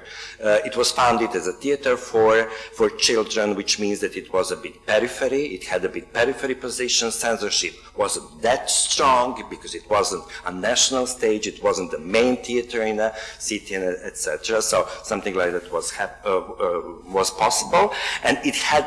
From 70s and 80s, it had a really, really important international position, which means that Mladinsko, in this former Yugoslav context, probably was the theater which toured the most. And with this politically for the West interesting performances, as it was a theater for socialistic country, mostly talking about this communistic and socialistic totalitarianisms. But however, that's what was the heritage and identity of Mladinsko. However, after Slovenian independence, Mladinsko lost this referential frame and the context. So Mladinsko became a small theater in a small country, and it changed. It changed artistic politics, and it became pretty much a mainstream theater. What was a specific of those times, but today as well, as Slovenia is very small theater culture, Slovenian production. You have a group of directors who work mostly in each theater, which means that no matter they deal with different topics, but you have the same theater languages in each theater, so program of each theater is the same. Because on that level of aesthetics and politicality, so it's the reproduction of the same pattern. However, when we started as a new direction of Mladinsko, it was 60th season of Mladinsko, and we wanted to question this identity. When you ask somebody in Slovenia what Mladinsko is, you always get the answer, politically engaged and experimental theater, no matter, it wasn't that. In that point, especially even 5 years ago, it wasn't that much. However, we wanted to question that identity and to see if we are really politically engaged, what does it mean? What are the strategies that we can use today? As we, as a public institution, we have a certain power. We have even a huge power, much bigger than a small NGO civil organization. So it was about examining actually our own agency, as well as theater system itself, because what was one of the aims that we wanted to deal with in this new programming of a house was that we are not responsible only for a theater product, only for a performance. We do not produce theater products, we are developing wider theater culture. And that's what is our responsibility, because what we are going to present after, it influences directly the whole theater culture in Slovenia and in that space where we work. So it was about responsibility that we put a bit on a higher level, so you cannot then just present a program with a list of director, and then what they're going to do some text. So what's the topic of the text? The topic is love, so it's a season about love. So it's not about a list of director, it's about actually what we're going to present and what we're going to do in order to contribute to development of theater culture and to discourse itself, which is as well, which is part of that. However, 60th season was entitled, the official name is Slovin Mladinsko Theater, Slovensko Mladinsko Gledališče. So we used to paroles. Mladinsko is 60th season without a topic and without a name, with curated modules. Mladinsko democracy, Mladinsko revolutions, and Mladinsko victims at the end, which means that we didn't present only a specific or partial theater performances, but the whole discursive program around, so offering something which is much more a platform for discussion than a certain product. And the two main paroles were Mladinsko is not Slovene and Mladinsko is not theater. And they worked really, really well. So Mladinsko is not Slovene because we are not interested only in that small space with its economy of theater production and everything. We are interested in working internationally and working in this regional Yugoslav space as well, because that's a part of our identity that we lost and we want to go back to it. And to use this international potential, not only to be guests, to go there by bus and come back, but actually to cooperate and to establish a creative exchange with the festivals and theater houses, which things in the same way or in the same way perceive a role of a theater in a society as we do. And Mladinsko is not theater because we don't do theater. We don't do theater, we're interested in symptoms that we can find in a society. We're symptomatizing the society, and then the symptoms we are presenting on the stage using particular performative procedures.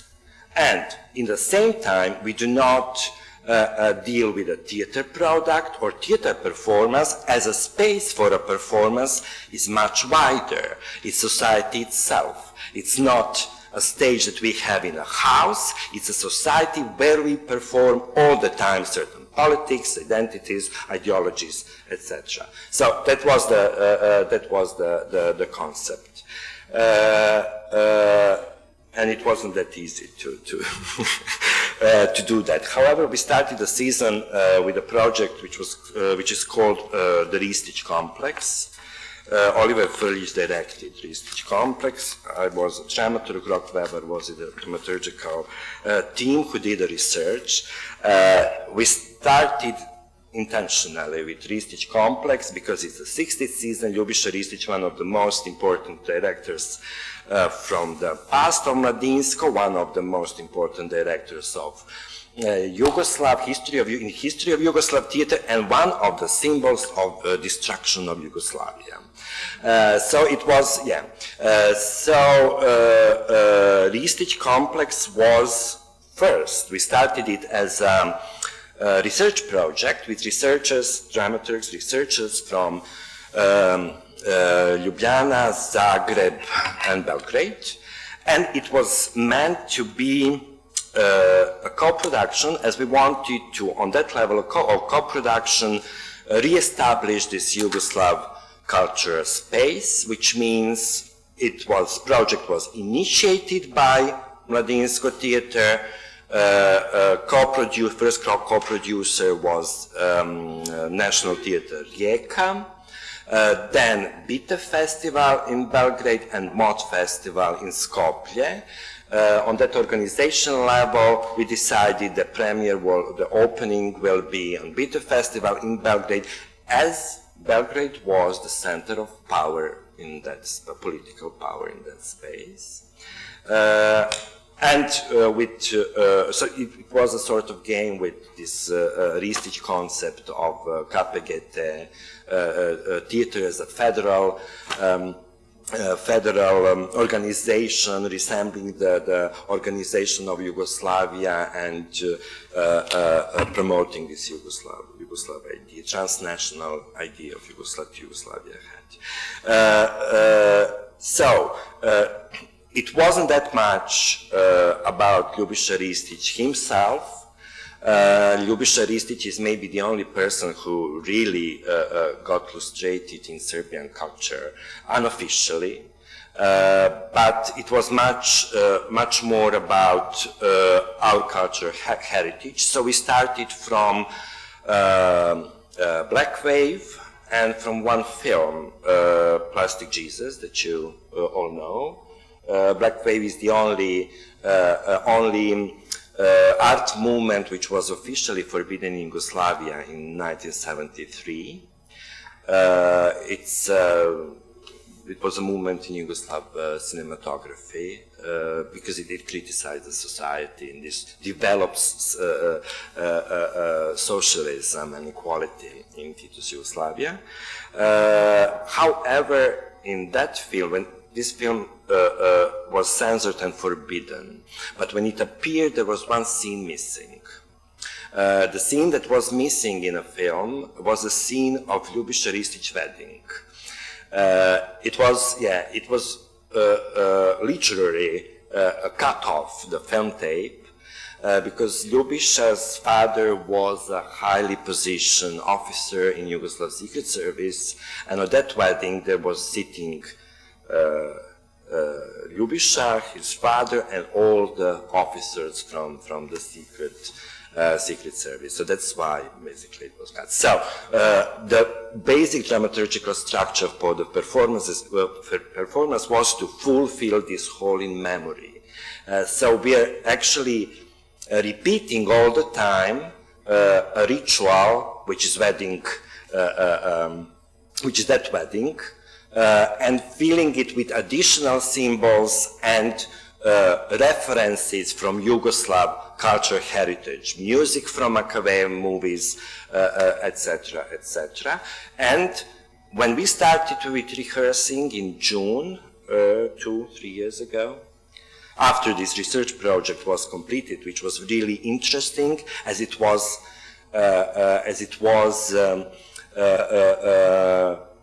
done from the perspective of today's knowledge. So we completely differently now understand and see all the ideas and Ljubiša Ristić's works, including that Ana and Olga from Belgrade, they wrote a text, it's in English, Serbo-Croatian and Slovene in this catalog. They wrote a text about Ljubiša Ristić as a proto-capitalist in culture, which is quite interesting for example to read. When we started rehearsing, Ljubiša got Steria Award, which is the most important award in Serbian theater for his work, which was the first rehabilitation after 5th of October and fall of Milosevic of Ljubiša Ristić. It was really, really interesting, and the first answer of the journalist in Novi Sad after a presentation of the award was, have you heard that Oliver Frljić and Slovene actors in Mladinsko are preparing a performance about you? And he said, yeah, I know, they're Jesuits, Jesuiti. I don't know how it is in, of course they do that. So whatever it meant. However, so then we started with this sort of not only theater, but media reactions in order to somehow change the place where this performance will take place. Because it was supposed not to happen on a stage, on each of the theater, but in a society itself. And in a way, to help us to see the different symptoms which are now different or the same as we know them from before, from the perspective we started. However, opening was in Belgrade. And it wasn't very, I mean, it was interesting, and most of Ljubiša Ristić corporates came to see the performance, no matter he didn't do that. But reaction in Belgrade was that most of theater establishment was disappointed because it wasn't about Ljubiša, or it wasn't about how Ljubiša was bad. I need to You stop. have 20 minutes. Okay. Have passed. Yeah, I'm the worst. Oh, finish it up. However, in each context where we presented this performance, we got a set of different reactions, which are really interesting, and they said a lot about the contexts where we presented it, including that we got all the possible prizes on the Festival of Bosnian Theatre in Tuzla or Zenica. No matter, it's a Slovene, basically, production with a Croatian director, but however, for best performance and everything. And end of season is Republic Slovenia. Republic Slovenia is 2 minutes. Republic Slovenia is a politically ready-made. It's a transcript of meeting of Slovene government from 1993, where they're discussing selling the weapon trade to Croatia and Bosnia, which are in war in that moment. This transcript became public several years ago, and we just use it as a ready-made text, so we put it on a stage. We have on a stage that meeting with politicians without any interventions, and after a third part where we present what happened after that. It was prepared for 25th anniversary of Slovene independence, and it was performed first time then. And we have, I think, all possible TV crews from this post-Yugoslav countries on the opening, and we even were top news in Serbian on Serbian national television news program on Saturday evening at 8 o'clock with this performance, and we have Milan Kucan. It's already 25 minutes. Yeah. Okay. Thank you. Sorry. I'm very sorry, but yes. Thank you for your passionate, actually, presentation of what you are doing, and standing up in a position of, I mean, probably from my point of view, presenting that the asset of reformation of a public institution is the content and the artistic content itself. And now, since we are really bad with the time, I would just give the floor to every one of you and ask the questions. So we can move forward. Can you bring the, yes, there is a question there, please. But just be very short, please. No, I'm sorry, wait for the microphone. You can speak in Macedonian if you want, there is a translation.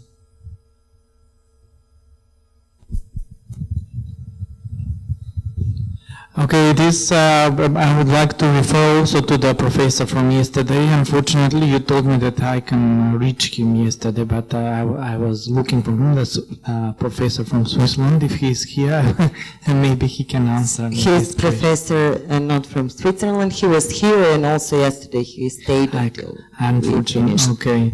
Maybe I lost him in the crowd. So he used the term communism, and regarding this one, because nevertheless we are all intellectuals, and he didn't use the term subculture. So he used the term communism, but he didn't use the term subculture. In what measure you are not afraid of falling into a subculture, and that maybe somehow, because this is not, you're not doing a professional theater, you're not social service, you're not doing a social service, you don't, what are your advantages and advantages regarding the professional theaters? Thank you. So, yeah. Because theater is a culture, and amateur theater is a subculture, as you know. We decide what the theater is. We decide what the theater is.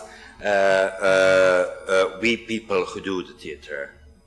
So, and in a way we do it, and what's our aim and how we do it, and that's what and that's what is obligatory if you take it seriously. Just let me finish. Now he needs to finish, please. Yes, I'm talking now from a position of an artist as well. And it is quite relevant, I mean, in my opinion, considering the artwork, to think it is not about you do something and you present it in front of the audience. It is you produce certain senses in order to initiate public debate. It is much wider. It is not about presentation in front of the audience. It is not about that much about the audience. So I didn't understand half of the question, but however I'll say what I think anyway. But that's the answer on the other part that I understood. But I didn't finish with Republic Slovenia. Republic Slovenia brought Milan Kučan to Mladinsko Theater, who was the first president of Slovenia and president of Slovenia for 10 years, I think. Which didn't happen in history of Slovene theater ever, which is quite big political point. I have a couple of more questions. Sorry, Igor, we need to go to another question, please.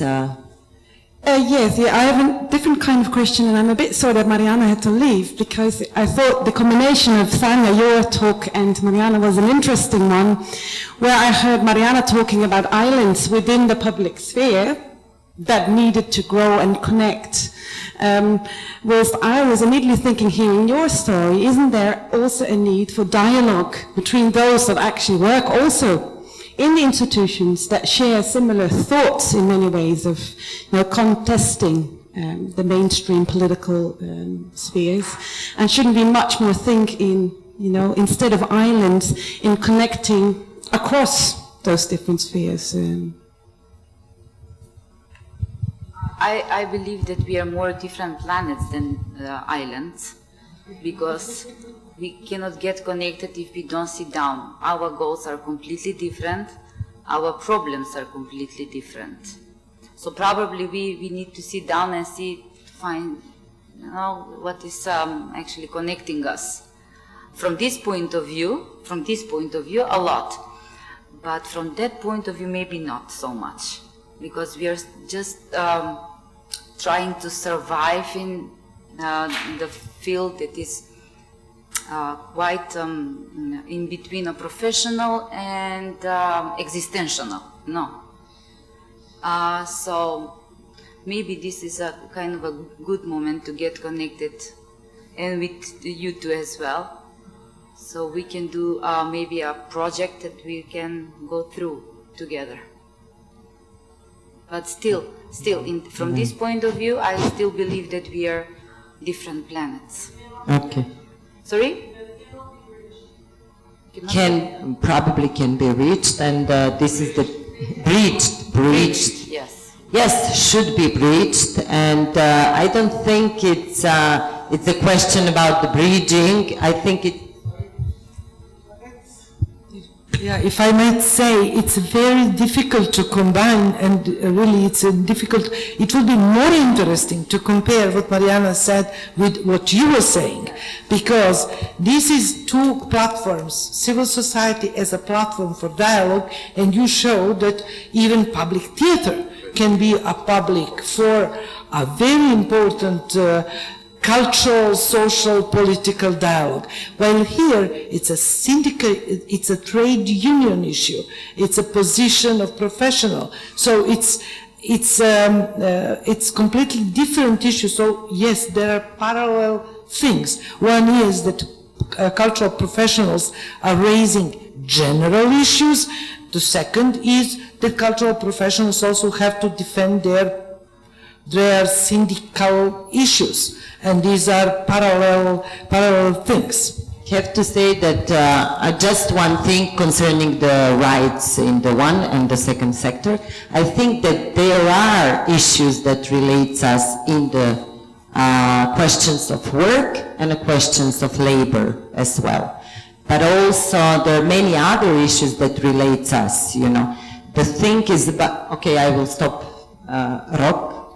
I would just like to respond to the comments from the audiences concerning that audiences decides what theater is. When, you know, like when artists are deciding what theater is, this is usually called art. It can be bad, it can be good, it can be really of high quality. Although I think theater makers these days, if they're really good, are not interested in the question what theater is, but what theater can do. When audience is deciding what theater is, we usually have a certain kind of, I would say, cultural massage center in the form of theater. Basically, when theater are just fulfilling the demands on the market and giving the audiences what they want to be satisfied.